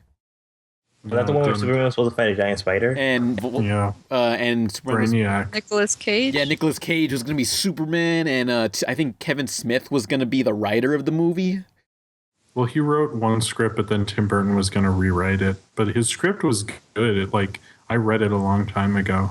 It was when, if you ever read Kevin Smith's first issues of Daredevil, like he used to like try to be a different kind of writer, and he was actually kind of decent. But then he gave all that up to make like Tusk and stuff. Well, he has his podcast to fall back on, which I watch. If you actually, if he does interviews with a director, they're always really, really good. Yeah. Are we out of Tim Burton movies? No, Charlie and the Chocolate Factory. Oh yeah, I love that movie. But That movie sucked. Everyone fucking hates that movie, and I love it. The movie sucked. It was bad. I mean, I was at Comic-Con, and Craig McCracken was the creator of Powerpuff Girls. He was like, yeah, I don't want to give my characters a backstory, because... Did you see that Tim Burton remake of Charlie and the Chocolate Factory? That kills all the mystery if they give a backstory to the mystery guy. I think you mean reimagining of Charlie and the Chocolate Factory. Well, actually, it was closer to the book than the original film. Yeah. Yeah. Oh, Actually, the original gave me nightmares as a kid. So I actually don't have pleasant childhood memories of that movie. My only childhood memory of the original was I was like really little, like little enough that when I was visiting a kid down the block, my mom had to walk me to the house, and they're like, we'll just watch Charlie and the Chocolate Factory. And I was like, oh, I've heard that's a good movie. I'm 4. And then I was like watching it, and the part in the tunnel happened, and I literally, this is actually what happened. I stood up and said, this is too scary. I'm going home. I walked home, opened the back door, and my mom was like, Jim, like, you're supposed to wait for me to pick you up. And I go, I'm not staying there. And I went up to my room. And like everybody was like, what the hell just happened? Like it was like I had like a really bad reaction to that tunnel scene. I was like, I'm gone. I don't care if this is one part. I don't trust this movie now. Wasn't there like a scene where a chicken was being beheaded? I think that's in that sequence. It was like that sequence goes a little too far for like a kid's movie. It was like, okay, I get it. It's the 70s and you're all like really high on cocaine and stuff, but let's not go so far with this part. Sure, just put it in the film. Who cares? I mean, I've literally watched that movie now, and I just go to the bathroom during that part or something. Like I can't. That part and Pinocchio with the donkeys, but those two that traumatize you. Yeah, that donkey sequence, I still have a hard time watching. Like, ugh. The Tim Burton one isn't memorable. I don't remember anything from the movie. I remember as if it was yesterday. The Oompa Loompas were all the same. Like, I remember people being mad about that. Well, I mean, they fired a lot of midgets. That's not cool. Wasn't that the beginning of Johnny Depp in makeup and a stupid hat? That's awesome. Burton movies. I think that Pirates movie came out first. Oh, so Pirates is the big... Well, this is the first Tim Burton Johnny Depp movie with makeup and a stupid hat. Yeah. And things have never been the same. Yeah. Even in Black Mass, he had to wear makeup and a stupid hat. Okay, he didn't wear a stupid hat, but he wore makeup. Mm-hmm. Stupid makeup. Yeah, but Zoe, there's only enough room in Hollywood for a job for one midget. They can't have more than one, I was the one that said that. Oh, sorry, Ken. I'm legally a midget. Oh yeah, it's true. Zoe's... I'm 4'10". Zoe is 4'10" tall, and she's an adult legally. I didn't fucking know that. Jesus Christ. Yeah, she's legally a midget. We had to put her in one of those baby seats in the cars. I think I'm like about 1.5 feet taller than you. Damn. Oh, no. Oh my god. I'm like 4. I think I'm like. Oh, I'm like, yeah, I'm the same. Never mind. I'm 5'9". Hey, Jim, we're the same height. Zoe's not allowed to ride any. I'm around that. Zoe's not allowed to ride any roller coaster. Like passionately look at each other in the eyes, eye level. You know what I'm saying? You feel me? Like I feel you, bro. I feel you. Just like passionate bro staring. You know what I'm saying? Yeah, we can passionately stare in each other's eyes while watching Rent. Like I don't even need to watch Rent because the truth is right in those. I guess you could say I'm going to rent a space in your eyes. Oh, God damn it. You and these Rent puns. That was so gay. Holy shit. So, all right, Tim Burton. Zoe, were you went to Universal Studios? Like, could you have fun there? No, I went to Universal Studios. I'm big enough to ride the rides. Oh. All you have to do is be like 3 feet tall. Yay. Oh, speaking of crazy rides, like, remember, okay, I don't know if anyone went to Disneyland in Orlando, but there was this one Alien Invader ride. Well, it was just like a thing where you sit inside and the lights go black and you just hear an alien escape from a prison. Like, they have air shooting into, like, the back of your neck and you hear it, like, moving around the this dark room. Anyone been on that? Sounds like you just went into an alien prison. I think he got adopted. Were you incarcerated in another planet? Look, this happened, I swear. It was at Disneyland. Did he get anally I probed? found Disney. Did your parents tell you it was Disneyland and you got in space jail? It was. Like that movie Lock-In? I saw Walt Disney's head frozen in a jar, so, you know, it had to be there. How long were you at this, quote, ride, unquote? It was like 10 minutes. Right. Wait, was it 10 minutes in Earth time? Oh, Yeah. no. Oh, no. But it was really like years. Yeah, wow. Oh, well, first off, also that ride, now they replaced it. Now it's a Lilo and Stitch thing where Stitch escapes from a prison, so I guess it was less scarier. Because that ride is very out of place at Disneyland when I look back on it now. Whatever. But yeah, Alice in Wonderland. Oh, I tried to watch it because I was like, you know, maybe it's not as boring as people say. And like 40 minutes in, I was like, oh my God, this is still going. And I turned it off. That was the day Tim Burton what is with that dumb... died. I remember Hot Topic really pushing that movie.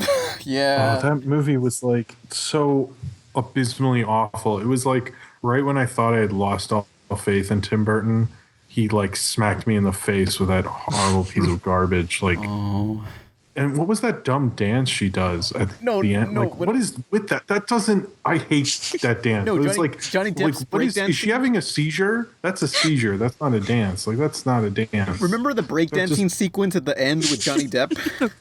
That's what I mean. What's up with that? You said her, so I thought you were referring to the girl. Well, she does it. She does it because to show all the people that she's different or something. Remember, she does it at the end. This is the only part of this movie I remember. Was I had to watch that dumb breakdance twice. Why didn't you get up and dance with them? You know, the only reason I think that did as well as it did is because it came out right after Avatar, and it was in 3D, and 3D was like all the rage, and it took all the IMAX screens away from Avatar. So Yeah, I watched it in 3D. Avatar was like the #1 movie for like I don't know 3 months or so, and you know what was the film that took it down from the #1 spot? What? Dear John, a love comedy. I mean, a love romance or something. Was it? I thought it was Alice in romance. Wonderland. Yeah. I love that just as much as a laughter comedy. You know what? What movie took down Titanic? Lost in Space. Anyone remember that? Oh, I saw that in theaters. Yeah. That's the movie that took Titanic out of #1. And nobody remembers Lost in Space, but hey, I remember this one. I don't know. The only thing I remember liking. Okay, I remember we went to the theater late because I was busy playing Diddy Kong Racing, and my parents were like, "Come on, we have to go." And I was like, "No, I'm about to enter the water domain where I had to race the octopus through the track." So anyway, we're watching Lost in Space, and it was an hour. We were late into the film, but anyway, there was this one scene where some guy just starts yelling, "We're doomed! We're doomed! We're doomed!" And they just punch him in the face, and I thought that was the funniest thing ever. Was that slam poetry or was that a story? I was confused. Is that at first I was like, is this like that Newgrounds thing again? I wasn't sure. No, this really happened to me. I was playing Donkey Kong, Diddy Kong Racing. It's just the way you said it. It just sounded like that thing again. I was like, oh my God, is this how he's going to communicate now? Like, I honestly think you should maybe consider doing the Def Comedy Poetry Jam or something. Talking about how great like Newgrounds was when it was funny when we were all 12 in the suburbs watching. Hang up on him, quick. No. Okay. No, come back. Bastards. This is my Hey, worst episode. Alice in Wonderland fucking sucked dick. No, it was so horrible, and it was just that was the beginning of when I really started to hate. Like I already kind of didn't like Johnny Depp, but that like pushed it over the edge for me. It was just I really hate Alice in Wonderland. Like Yeah. it's like one of the worst. It's definitely his worst. Tim Burton's worst movie. Like I like Dark Shadows more than Alice in Wonderland. Yeah, I think this was like where I don't know. I think this was the breaking point. Like it was successful, but like everyone, I don't know. It seems like everyone hates Tim Burton now and got fed up with Johnny Depp's bullshit. Well, like I think everything, like from PeeWee till even Sleepy Hollow, that's a pretty good run of pretty good movie of decent more than decent movies. They're all really good movies. You know, I know Sleepy Hollow isn't great, but everything else, like that whole run is like really good. And I feel like 90s Suburbia, everyone watched all of them, like, and they're all pretty memorable. Even when I rewatched Edward Scissorhands, I was like, you know, I don't like Johnny Depp acting like this now, but he was actually really good and pretty vulnerable. And, you know, it's like, I remember why I used to think he was a good actor. Like, those are still good movies. It's just like everything after Planet of the Apes has been kind of, it feels like Tim Burton doesn't really know what he's doing filmography wise, you know. But I wish, the weird thing is, it's like we talk about Tim Burton and it's Halloween. He's never made a horror movie. Like, he doesn't make horror movies, you know? Isn't that it's kind of weird. It's like he's never made, why doesn't he make a horror movie, you know? Like, I feel like that's the one thing he really has to do. I mean, There's like kind of in Sleepy Hollow, but there's nothing that's like a straight horror movie. Yeah. It's always like horror influenced, you know. Just do an old school horror movie. I'd be down. Yeah. I would be down. I would see it. I mean, I see everything, but I would see it with bells on. I would literally wear bells. I would. Okay, Jim. Okay. But sorry, I don't know where I was going with that. So, yeah, but I don't know. I think everyone's just like tired of Tim Burton and Johnny Depp now. Like, what was the last? I think Alice in Wonderland was his last successful movie. I mean, like Dark Shadows bombed. Frankenweenie bombed. The legend of the vampire has been told for centuries, but never before like this. Oh, my dear, hath my scent offended thee? From the mind of Tim Burton. What is the year, future dweller? 1972. My God. Johnny Depp. Are you stoned or something? They tried stoning me, my dear. It did not work. Dark Shadows.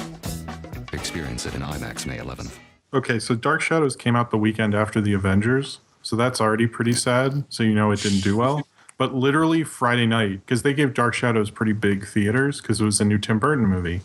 The theater owners called Warner's, who released Dark Shadows, and said, look, we're making a ton of money off the Avengers, but no one's seeing this, so we're going to bump you to smaller theaters on Saturday. So it literally only got a day to have nice theaters until they took it away for the Avengers. That's a real story. Oh, I always thought that was like how big the Avengers was in its second weekend, but also how pathetic Dark Shadows, because they were like, look, we need to make money, so you're getting bumped down. So it only got one day in good theaters. True story. The preps defeat the Goths. Yeah, well, And you had to make it fucking cringy. Like, what did I do? I think maybe the geeks beat the Goths. That would be a better. Yeah. Well, normies like Avengers. That's true. Stop. Avengers was. What did I don't do? Why is everyone mad at me? I don't think Dark Shadows is at all better than the Avengers. It's like way worse. So.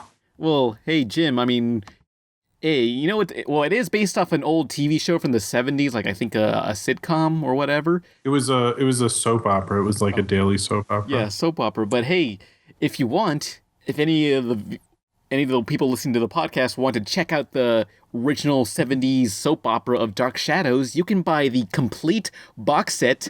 And you know how many discs are in the box set? 130. I've heard about this. 131. 131. Jesus. Thanks for fucking interrupting me, Zoe. I interrupted you first. So it did. The best thing about that Dark Shadows movie is it got me into Alice Cooper, like early Alice Cooper for a little bit. That was pretty cool. But hey, the box set includes 1,225 episodes. So better start watching it now. Well, it did air every day, so every fucking day. It was a soap opera. Yeah. So my mom watched it. She was a big fan. But is that all? True story. The talk about Tim Burton? Yeah, I'm all Tim Burtoned out. Wasn't that a huge burden? Hey, Ken, can I quit too? Bye, Joy. Bye. All right, see you, Nolan. This is Nolan's last episode too. Yay. So it's just going to be Me and Pan and a guest. Yeah. Yep. Oh, Yep. Yeah. well, next podcast we're gonna have Liz Hickey. She did the pilot for Jammers, and currently, Thank God, that's great and all, but when are we gonna get So Call Me Johnny? he said Some Call Me Johnny said he was busy, but he's gonna get back to us eventually. You know. The fuck? You know. Anyway, so Liz Hickey, she also works at BuzzFeed, but yeah, she made the pilot for Jammers. You know, the crazy one I talked about in the third pilot's video, or was it the fourth? I don't know. So yeah, let's get into questions. It happens inside the computer in a dimension man has never seen. Kevin Flynn, computer genius, is programmed into the world of the computer. Held prisoner in an electronic arena where love and escape do not compute. Tron, an adventure inside the computer, rated PG. Coming soon to a theater near you. Questions. If anybody has a question, be sure to post your comment in the YouTube comments for this podcast below. So also be sure to start out with your question with the word question so it's easier to find. Anyway, first question. Michael Bernal. Question. What's a fictional vehicle you would like to drive in? I would be an NCOM 786. What the hell is that? It's his OC car. He made it himself. NCOM 786. I gotta look. We'll type it in. I want to drive in the Mystery Machine and get high with Scuba Shag. Oh, the NCOM is a Tron bike. Oh, the newer one. Oh. Wow. Oh, well, why would you remember that? It's from Tron Legacy. Yeah. Who remembers? What? No offense to this person. Why would you even say the name? Just say Tron bike. You know, we know what you're talking about. Tron bike. I wanted to come up with a joke where I would just say like some person's vehicle and it's a real vehicle, but I was too fucking lazy, so I'm gonna instead say the Acura bike. Oh, that's a good one. Although it's real and you can ride it, but it's probably really expensive to buy. So really? I would go with the Batmobile from Tim Burton's Batman, not because it's the topic, because it's awesome, or the '60s Batmobile. Although, have you played this arcade game? Like, I don't know, several. I've been to several movie theaters that have this, but it's an arcade game where you drive the Batmobile, but a newer one, and they have all the different Batmobiles, like the '60s one, the Tim Burton, Batman Forever, the animated series, the TUMBLR, everything. Really? Yeah. Well, I've never seen that game. I see racing games in theaters, but it's always like Racing USA or something. Yeah, everywhere you'll find a Cruisin' USA arcade machine. Oh, Cruise! I used to love Cruisin' USA. It was like because you could drive on the sidewalk. That was the best part. That's why I always played. Oh yeah. I mean, you can't find an arcade place that doesn't have Cruisin' USA. I would say that's like the most popular arcade thing ever. Because it's literally everywhere. It never goes away. Yet they haven't made like any sort of sequel. They made one on the Wii, but it was actually just a reskinned Fast and Furious game because they couldn't get the license to Fast and Furious. But hey, cars. I'd probably get the Vespa from Fully Cooley. A little shitty scooter. Yeah, I don't know. Drive to the. Don't you know how tall I am? Drive to the farmer's market. Pick up groceries. That's what you're gonna do with a Vespa. Yeah. Oh, I want to ride on the TARDIS. Get the fuck out. That's not even a vehicle. I want to ride Sam and Dean's car. That's a box. I don't know who Sam and Dean is. I want to ride in Sherlock's car. Stop with your shitty Tumblr references, Sam and Dean. Who the fuck is That's Sam? From Supernatural. Yeah, super bullshit.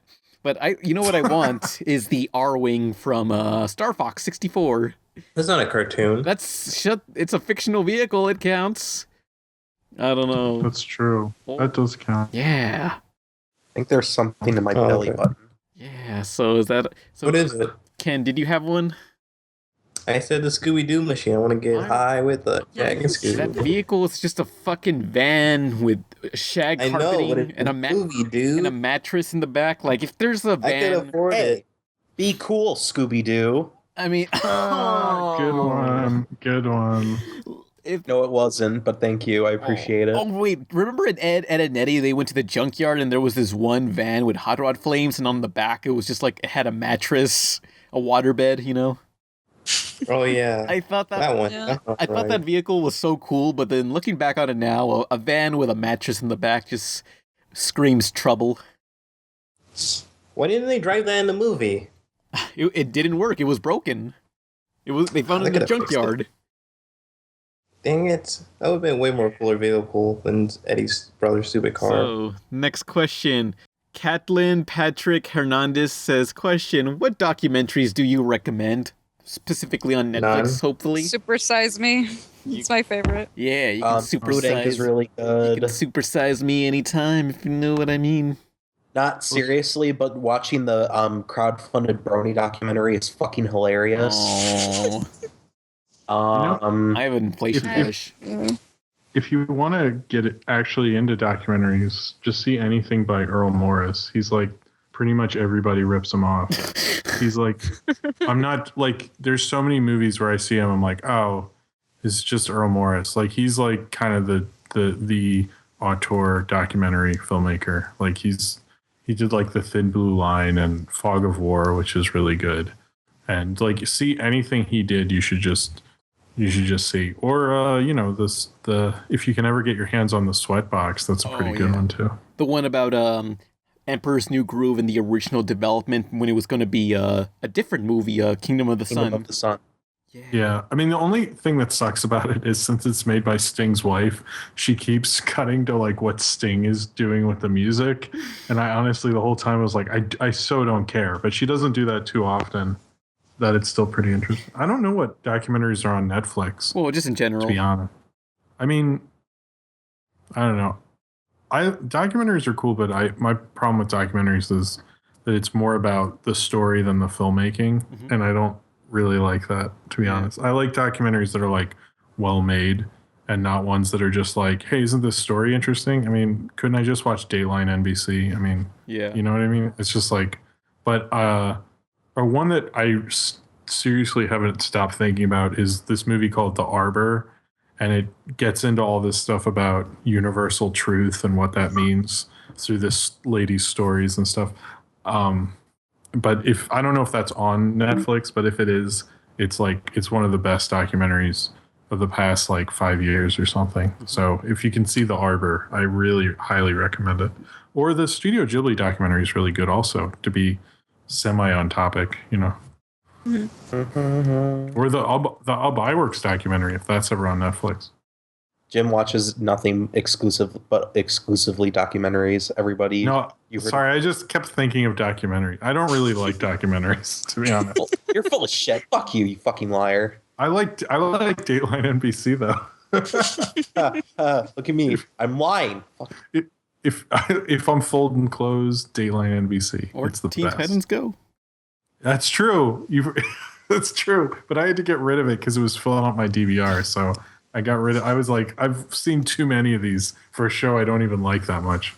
Oh, but for my videos, I actually kind of consider my videos more as documentaries than reviews in a way. Sort of.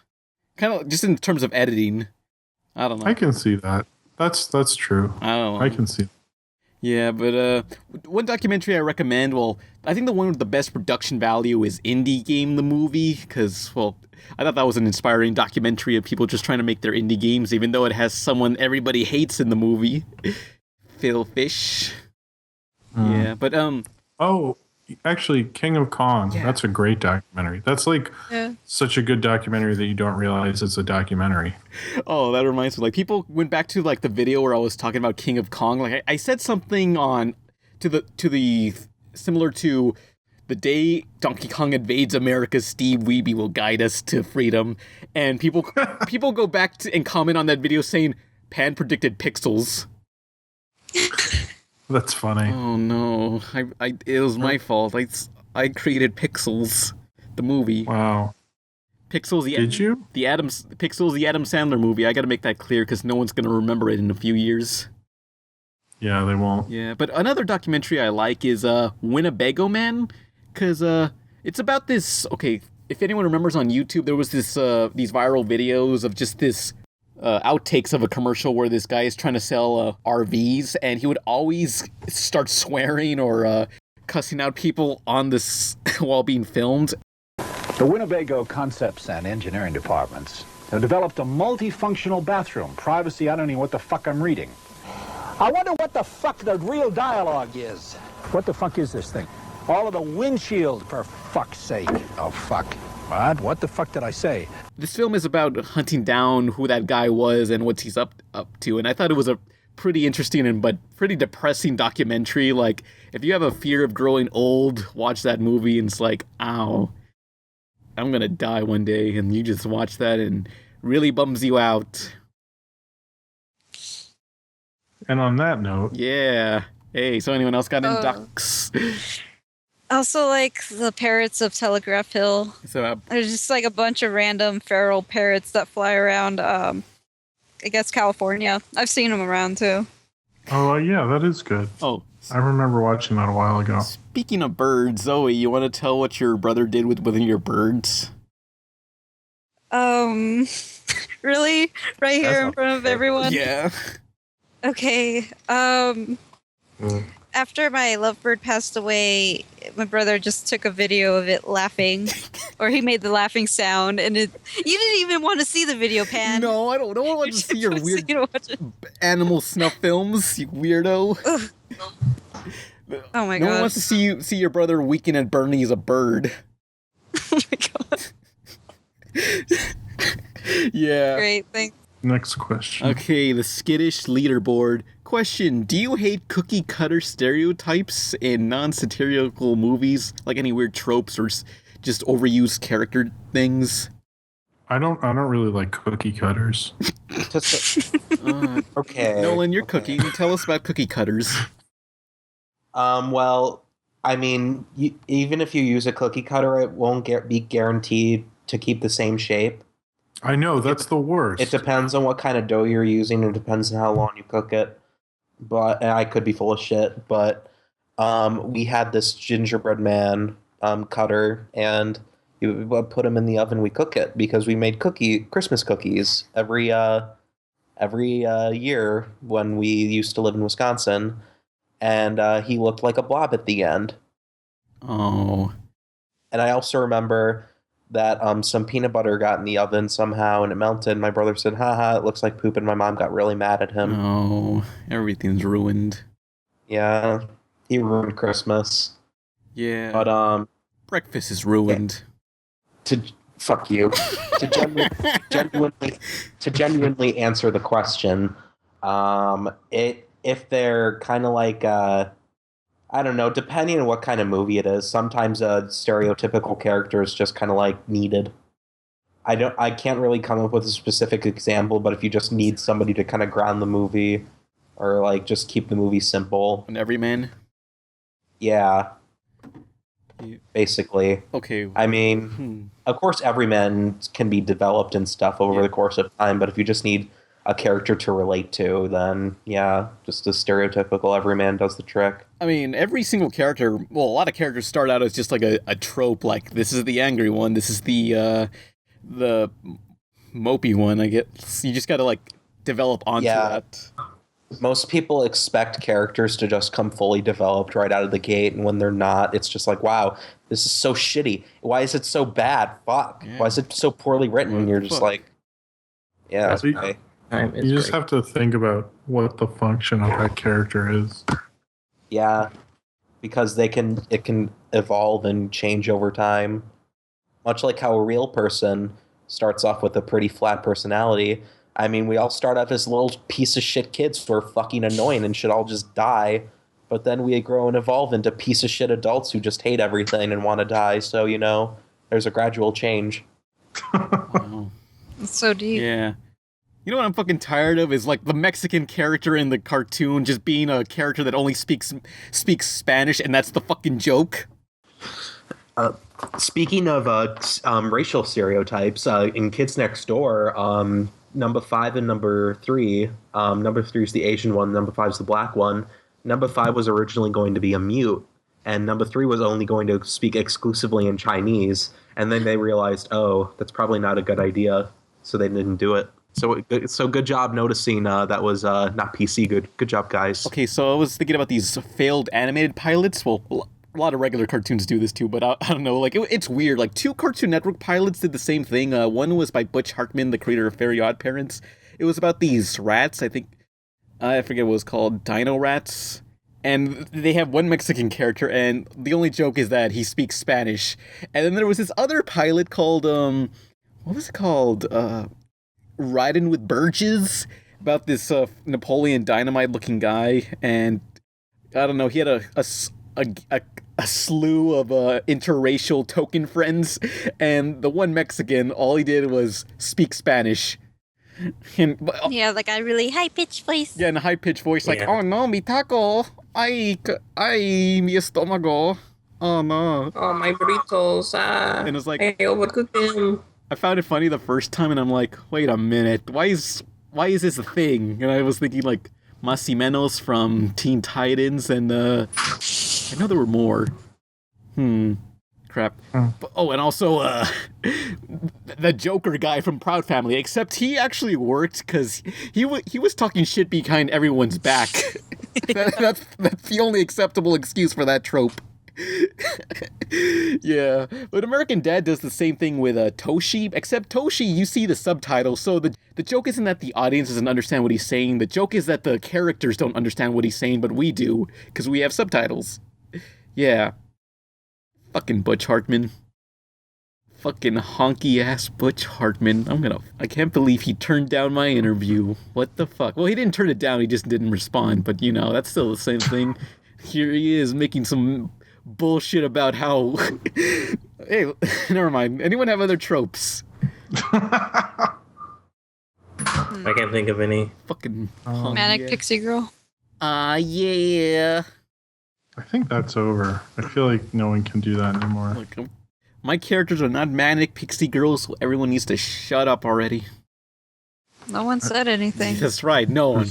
That's right. I don't like know-it-all characters at all, really. Oh yeah, I don't like that. I don't like Kyle from South Park or Lisa Simpson.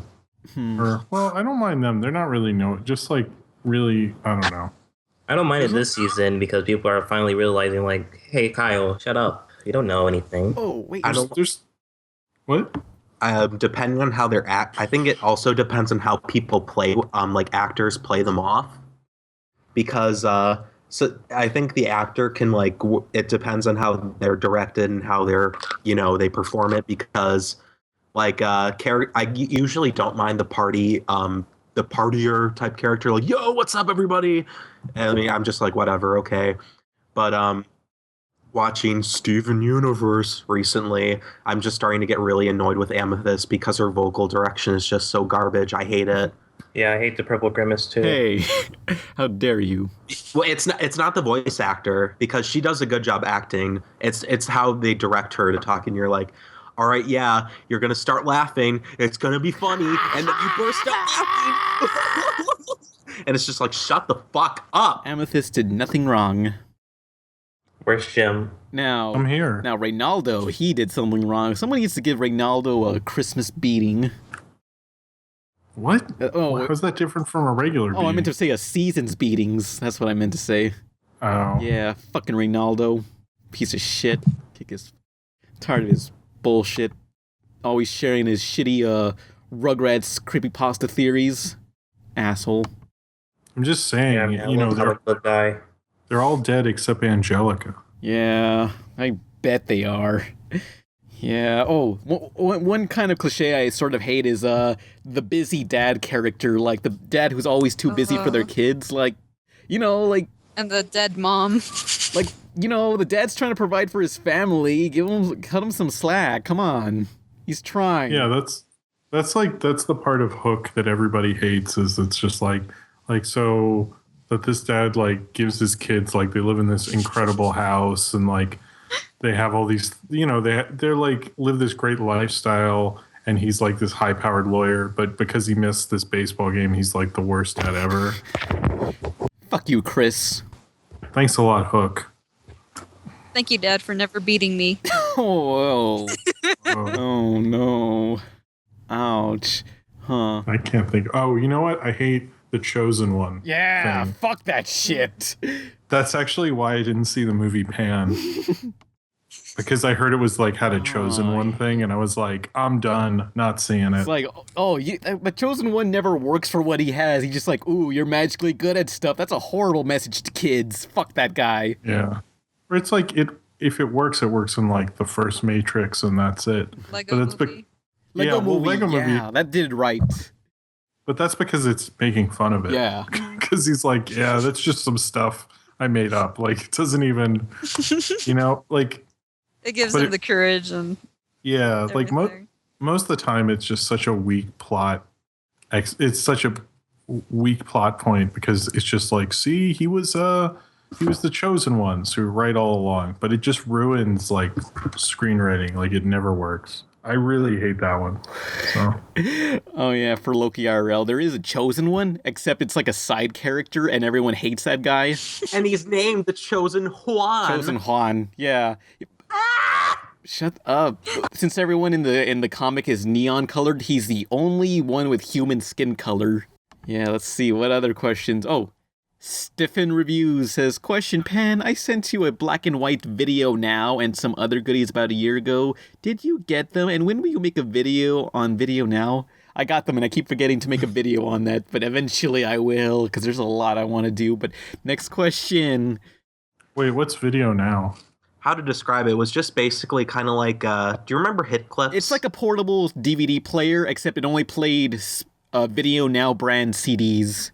Yeah, I think it was basically the Hit Clips of portable video watching. No one knows what Hit Clips are. I remember Hit Clips. Well, Hit Clips were like these little MP3 players, except instead of data or anything, you'd put little cartridges into the slot, and then they only have 1 or 2 songs on them. Yeah. I remember shit clips like they were yesterday. that reminds me, today I had a nightmare that like my entire iTunes library, any iTunes song that I had that wasn't purchased, like iTunes automatically deletes with their new update, and that was a very specific nightmare. That's the weakest nightmare ever. Are you serious? I don't know. I often have like dreams about like my any technology I have being like covered in water or destroyed or something. I have that one, but just the iTunes one, it just seems like a very mild dream. Sorry.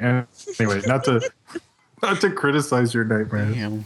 That would suck. On the I give your nightmare a 73%. Oh, thanks for nothing. You're being generous. I know. I really was gonna give it a 46. Sorry. Oh, Jeremy Smith. Question: does it bother you guys Teen Titans Go is taking up the majority of Cartoon Network's time slot? Kind of does, to be honest. Yeah. I mean, it's not. I don't hate it. It's just like they need to calm down. They have so much better stuff going on. Like, yeah, it's the most popular thing now, and just like Adventure Time, they're gonna spam the shit out of it until people get sick of it. Yeah, and people. The only problem is the only thing that Teen Titans Go is appealed to is little brats, and they never get sick of fucking anything. So I love Teen Titans Go. I feel exactly my point. Adventure Time got all that press for the Marceline thing, so I feel like it's kind of coming back. You know the Marceline spinoff? Yeah. It's a mini series. Well, yeah, the mini series thing. There was like articles in like every publication about that. I feel like people are gonna rewatch Adventure Time because people are excited for that. Although, you know what's funny is that the main thing people are talking about in this special is that Rebecca Sugar is doing a voice for Marceline's mom, which is funny because pretty much I guess all of Adventure Time's fandom just migrated to praising Steven Universe. Yeah, that did seem to be the biggest thing out of that story. It wasn't so much. It was like it has an air date, and then who's doing the voice? Like Rebecca Sugar, I need to see this shit. Hell yeah, sign me the fuck up. Good shit. Good. That's okay. Never mind. I was gonna do the whole copy pasta thing, but never mind. Yeah, but it kind of reminds me of this one failed TV pilot. It's called Major Flakes. It was about this cereal mascot. He's kind of like Captain Crunch in a way. Well, pretty much a Captain Crunch parody ripoff, and no one will buy his cereal. And there's this other cereal brand that's doing way better, some Horse Flakes, I think that was what it was called. And like he was trying to figure out how kids can buy his cereal. So what he does is take photos of horse flakes and he put it into his own cereal as prizes, and kids would just buy his cereal just to get the photo and not even eat the cereal. So that's pretty much this. No one cares of Adventure Time. It's over. Everything's dead. 2010, it was a good run, but no more Adventure Time. All dead. They'll keep it going for a while. Yeah. People still respect it. It gets written about more than like regular show or Gumball or anything that most animation people watch. So I bet you it stays around. Yeah, guys, Adventure Time is deep. Adventure Time. Do I need to go on another rant, or are we done with that? Adventure Time is so 2012, but I remember there was this one post on Tumblr saying, "Look at the background of this cake. Marceline doesn't eat cake." And there's two slices cut open from the cake. So that means she must have had someone over, so it has to be Princess Bubblegum. So thus confirmed Princess Bubblegum and Marceline are lesbians. Because they had cake together? I don't think that makes someone a lesbian. In the time it took you to say that, my entire brain melted. Thanks, Pan. Yeah, it's over. It was good while it lasted. Pendleton Ward quit. Frederator's burning to the ground, and we're trying to figure out what happened to Bee and Puppy Cat. The animation world is dead. It's all over. It'll stay on for way too long. You watch. Yeah, it'll be back. You'll see. Oh, There's gonna be a greedy reboot watch. Yeah, but Teen Titans Go. Yeah, I'm tired of that shit taking up the full schedule. It's kind I only record everything I watch, so I never know when Teen Titans is on. Okay, magic button. Would you press the magic button to annihilate Teen Titans Go from existence, or annihilate all the people complaining about Teen Titans Go from existence? Well, if I get rid of Teen Titans Go, then no one will complain about Teen Titans Go. No. So then that means the ones complaining win, and we don't want them to win. I want them to win because I don't like Teen Titans Go. We don't. So I pressed that button. So, this question sucks. Hey, Ian Lindsay, question: what is your opinion on adult jokes in kids' cartoons? Funny. Good. Yeah. Keep them in. Good. Move on. Oh, never right. Okay, well, I don't know. Next question. I just remember this one Brony video about the Brody who was like coming out to his dad about My Little Pony and how he watched it. It's called Clopping Dad. It's called Clopping Dad. Yeah, but like, I don't know. One of his justifications for enjoying My Little Pony is that they make adult references. They made a Big Lebowski reference, Dad. And like, can't you appreciate the show for what it is without being just like, just, hey, it pandered to me. Well, bronies are the people that wear little t-shirts that say, yeah, men wear pink too. Deal with it instead of just wearing pink. Yeah. Okay. Mr. Chesshand 1000. Question: What are some YouTubers that think have fallen from grace? I know one. I don't know if anyone's heard of him, but I thought it was an interesting fall from grace because he stopped. Do you know this guy Rollis P? No. He had this show Movie Buzz, and he just do movie news, and then he just stopped. And then he came back, but he'd be in front of a green screen, but he wouldn't put anything behind it because he had like one video taken down. And so, and then he had his girlfriend work on videos with him and nobody liked her. And then he made another video basically getting mad at the audience for not liking her. And like, he was like, you'll respect her. And I was like, dude, I'm not in your house. And I like said something inappropriate. Like, this is YouTube. I was just like, what is going on? And and then he just stopped making videos after that. And I was like, wow, this is like such a descent. It was like insane. I felt bad for him. I was like, you don't like treat your audience like they're like chilling on your couch for the weekend. Oh, that reminds me. Someone who was on the podcast is personal friends with Spax, this guy who made like these rants about the voice actor for Sonic not being good. Jason Griffith at the time, and made all these cringe-inducing videos. Yeah, They know them, and I don't know. So yeah, any other? Want him to be on the podcast? Why doesn't our fucking friend hook us up? Allegedly, Spax kind of regrets what he's done, and it's like, oh yeah, I was a stupid kid. I remember as if it was yesterday. Or what happened to Fred? Is he gone or something? He's no longer Fred. He made this video and he made the Fred channel. Basically, hey, you can put your own videos on here. Like, I guess you gotta, like, send them in or something. I don't fucking know, but Fred is dead, basically. Yeah. That's what matters. He was, like, the biggest thing on YouTube. I never really got it, but, you know, people loved him. Maybe if I go on camera dressed as Emily and do the Emily voice on camera, I'll be successful. Yeah, you should do it. Yeah, I'm gonna do that eventually. It'll be like my my Tyler Perry. Dress up as wear your goth skirt and stuff. Yeah. Paint your skin the green. Well, if I wear the goth skirt, then I'd just be Stephanie. Stephanie and Emily are twins, and I can't tell the difference. They're the same character. At the end of every podcast, the two people you see singing is Emily and Stephanie. Emily is the purple one. Stephanie is the red one. Yeah. Well, if I'm colorblind. Too bad. I'm sure you can depict purple and red from colorblindness. I mean, you know, I think it works. It'd just be one would be the darker one. Okay. Emily is the one with the eye exposed, her left eye exposed, and the round circle thing on her. What if my left or her left? I don't know anymore. What if you have face blindness? I don't fucking know. The one who talks like this is Stephanie. I'm the one who talks like this. Wait, I got those in reverse. What if I'm not listening? I'm Emily. And I'm Stephanie. Oh. And that there. Okay. Wait, is that your voice, or did two other people just show? Because it's so good. We need to get we need to sell this in Braille. Okay, let me get my. I'll get some Legos. We can do this. It'll work. Next question. Oh, fuck. But YouTubers that fell from grace.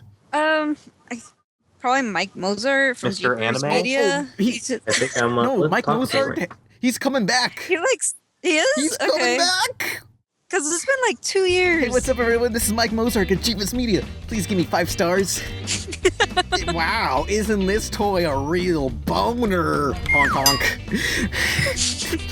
That was it. Mike Mozart was this guy who looked like Al's Toy Barn from Toy Story 2, and he would review toys on camera. And the camera was always way too close into your face, but you just love that guy. He was always, I don't know, there was something pleasant about him. Yeah, but he's coming back. After a long hiatus, finally. He's back, because, I don't know, he was busy making, I think he's actually a toy maker or something. Street That's artist. That's probably where he gets all that stuff. And a street artist, yeah. He gets on his, like, rollerblades and, like, tags up Tokyo Toe and says, fuck the police, stuff like that. Yep, there's also this one guy called RebelTaxi, haha, original joke. I don't know. I look at these YouTubers and like, wow, they were super successful at one point and they just faded away. And I'm like, what if that becomes of me? Oh no. It will. Implying it already hasn't happened. Oh, but that would imply I was successful at one point. I think you're too thirsty to stop. Yeah. But, oh yeah, remember Lonely Girl 13?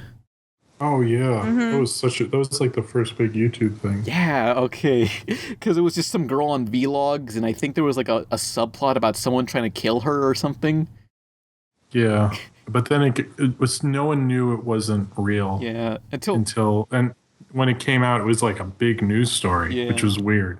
Like I remember she was on Jay Leno and stuff, and I was watching it, and they showed a clip of her work, and it was like, what the fuck was that? And none of it made sense. And, like, I look at it now and, like, wow, I have more subscribers than this person who was, like, humongous at one point. Wow, that's sad.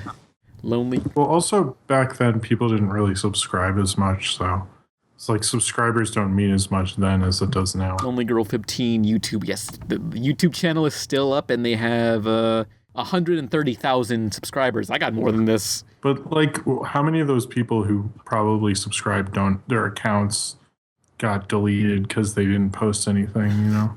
Maybe, who knows? I mean, it was the early days of YouTube. Yeah, I'm just thinking. I remember discovering this weird YouTube glitch, and what I did on Lonely Girl 13's account, because I hated her for some reason, what I did was, like, I hit the subscriber button, and I hit subscribe again, which it took away a subscriber, but then I subscribed again, which gained her. No, it didn't change the subscription thing, and then I hit it again, and it took away another subscriber, so I was slowly chipping away at her subscriptions. Wait, so this is you. This is you're the reason. Maybe, I don't know. So Whoa. I discovered the YouTube glitch, but I really should have used that more. Like, I could have ran YouTube, like, took away everyone's subscriptions. Wow. That's...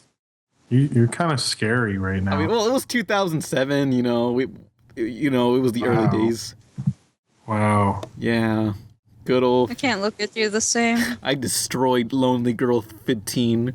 How lonely will she be with only one subscriber? Wah, wah. Yeah. So any other YouTubers that fell from grace? No. I remember I used to watch this guy. He made Sonic videos, and I watched him a lot, and he ranted on like, hey, Sonic Unleashed is pretty good. And I don't know, I checked back on him years later, and he's got a fedora. He kind of looks like the stereotypical nerd. Oh. Sad day for internet everywhere. But is that all the questions we have, or do you want one more? One more. Okay, never mind. One more. Christoph of 99. Pan, when are you going to continue your Tony Hawk retrospect? Tony Hawk 5 sucked. That's not a question for us. Hang on. Well, first off, I know it sucks, but I don't know. I don't feel like it's continuing that retrospect. Maybe someday. And the second question they have you ever saw a film and just walked out of, like, just saw something called it shit and walked out? For me, it was a film called The Visit. I ended up rewatching it because of Jim, but when I got through the movie... It was horrible. Yahtzee. It wasn't that bad. Yahtzee my ass. I didn't give it a great review. Wow. I'm sorry to this person, but I didn't go like The Visit, one of the best of the year, you know. Oh. But I didn't think it was that bad either. It was kind of just, you know. Oh, wow. He should have stayed. He missed the or if there was a twist, maybe there wasn't. I don't know. The good thing about go ahead. That was very subtle, Jim. Thank you. I realized I was about to say he was about to miss the twist, and anyway, sorry. The good thing about me reviewing TV shows mostly is that if someone watches it, I don't have to feel guilty because they wouldn't have spent any money. Yeah. No, well, I don't know. I'm sorry if you saw The Visit and didn't like it, person. I didn't think it was that bad, but... You know, maybe see a better horror movie than that. Unsubscribed. Oh. Sorry, bro. But the movie I walked out of is, one of them was Norbit. Anyone remember Norbit? Yes. Yeah. I didn't see it, though. Oh. I saw it. The only thing I really remember, anytime I see a super morbidly obese person waddling their way into my restaurant I work at, I always think of the fucking old man that Eddie Murphy played and going, well, ho! Oh. Yeah, that's the only thing I remember from Norbit other than it being, like, really... Actually, I'm starting to remember more lines from it, like where she's like, "Do you move my seat?" She starts honking the horn with her titties, and all this dumb shit. And the more I think about it, honestly, it doesn't sound bad. It just sounds like a mediocre YouTube video. Maybe this movie is actually funnier when you describe it to people, but when you watch it, it's awful. You walk out of it. I think the reason it was made was because Eddie Murphy did such a good job in The Nutty Professor, or allegedly. I haven't seen the movie, so I'm not speaking from personal experience. And he was like, you know what? I haven't had a success in a while, other than Shrek, my Ogre Lord Shrek. So let's try something like The Nutty Professor again, and holy fuck. Yeah, we got to compete with Big Mama's House. We got to make our own franchise that competes against Martin Lawrence. There can only be one black man in drags movie here. We got to compete against the Big Mama House trilogy. Yeah, Big Mama's House versus Norbit versus Tyler Perry movies. Hell yeah. That was a joke. The ultimate black death match. Yeah, black and drag. Yeah. That's the film I want to see. But Norbit, oh yeah, I forgot. Eddie Murphy did Yellowface in that movie because I think he dressed up as he covered himself and made himself look like a Chinese man. Nice. Oh. But I remember watching that movie in theaters. Is like, man, the longer this movie goes, if this movie goes on any longer, the Game Crazy might close, and I might not be able to buy a Dreamcast used from them. So I like that reason. So it was like, you know what? I'm leaving. I'm gonna go buy a Dreamcast. Fuck this. So that was my main reason to buy a Dreamcast in like 2007. It was a good enough reason. I got Unreal Tournament 3, I think. Or was it Quake 3? I don't remember. You didn't even get Sonic Adventure, bro. Oh, I couldn't find it. It's so hard to find. All I got is like Rayman Legends, JoJo's Bizarre Adventure. I don't know. One of those Dreamcast Sonic Adventures are the best Sonic Adventures, I heard. Trying to find it. All I got is the GameCube one. It sucks really bad, I guess. I don't know. Some people say it doesn't age well, but others say they do. Oh. They age well. Sonic have a lot of bad games. So they say none of them are good now because they're facts. Oh, but yeah, is there a movie you guys got out of? No, but you can subscribe to Mommy's Boys. That's a good YouTube channel. If you want to see more of Ken, Mommy's Boys. Mommy Boys, plug that pan. That's my dying wish. Thank you. Ken's leaving the Pizza Party podcast for his own shitty podcast. Sure. It's the best podcast in the world. He's basically... Yeah, it is. It says it in the title. You can't say that it doesn't. Mommy's Boys is essentially the Image Comics of podcasts. Like... Oh. Oh, come on! There's got to be a shittier. Maybe Bongo. There were the Bongo comics. Well, Topps Cards had a comic book company for a little bit, so maybe that one. Oh, how worse can it get? I like Mommy's Boys. It's a good podcast. Which one of you guys will be the rock? We're gonna steal Jim. He's gonna be on the podcast sometime. Hey, I can do more than one podcast. He's already going behind. You can't. Once you sign on to Mommy's Boys, the blood contract is sealed. He's already going on just like Palio's podcast. Just like in. This is just like in. Wait, why was that funny? I'm confused. Yeah, let's all laugh at Jim. He said you only go on one podcast, but. What? I don't know. Okay. I don't even know what the fucking joke is anymore. I'll shut up. Time for a Halloween Zoe beatdown. Please do. Yeah, subscribe to Mommy's Boys. It's the greatest podcast on the planet. Watch episode 4. That was our best episode. Or our worst. It wasn't. All it was you saying the N-word a lot of times. Yeah, I know. It was our best episode out there. It was really good. We all laughed. We all had a good time. Nolan didn't because Nolan was really offended because he's a knicker Ken. So, yeah. The end. Ken is the new Rob Liefeld or Spawn. Or don't know who that is, but he sounds Todd McFarlane. Todd McFarlane. Get ready for the Ken movie. Cool. Am I related to Seth MacFarlane? That means I got like Family Guy money, yo. No, you get Todd McFarlane money. It dried up years ago. Oh, I'm sorry, that was too soon.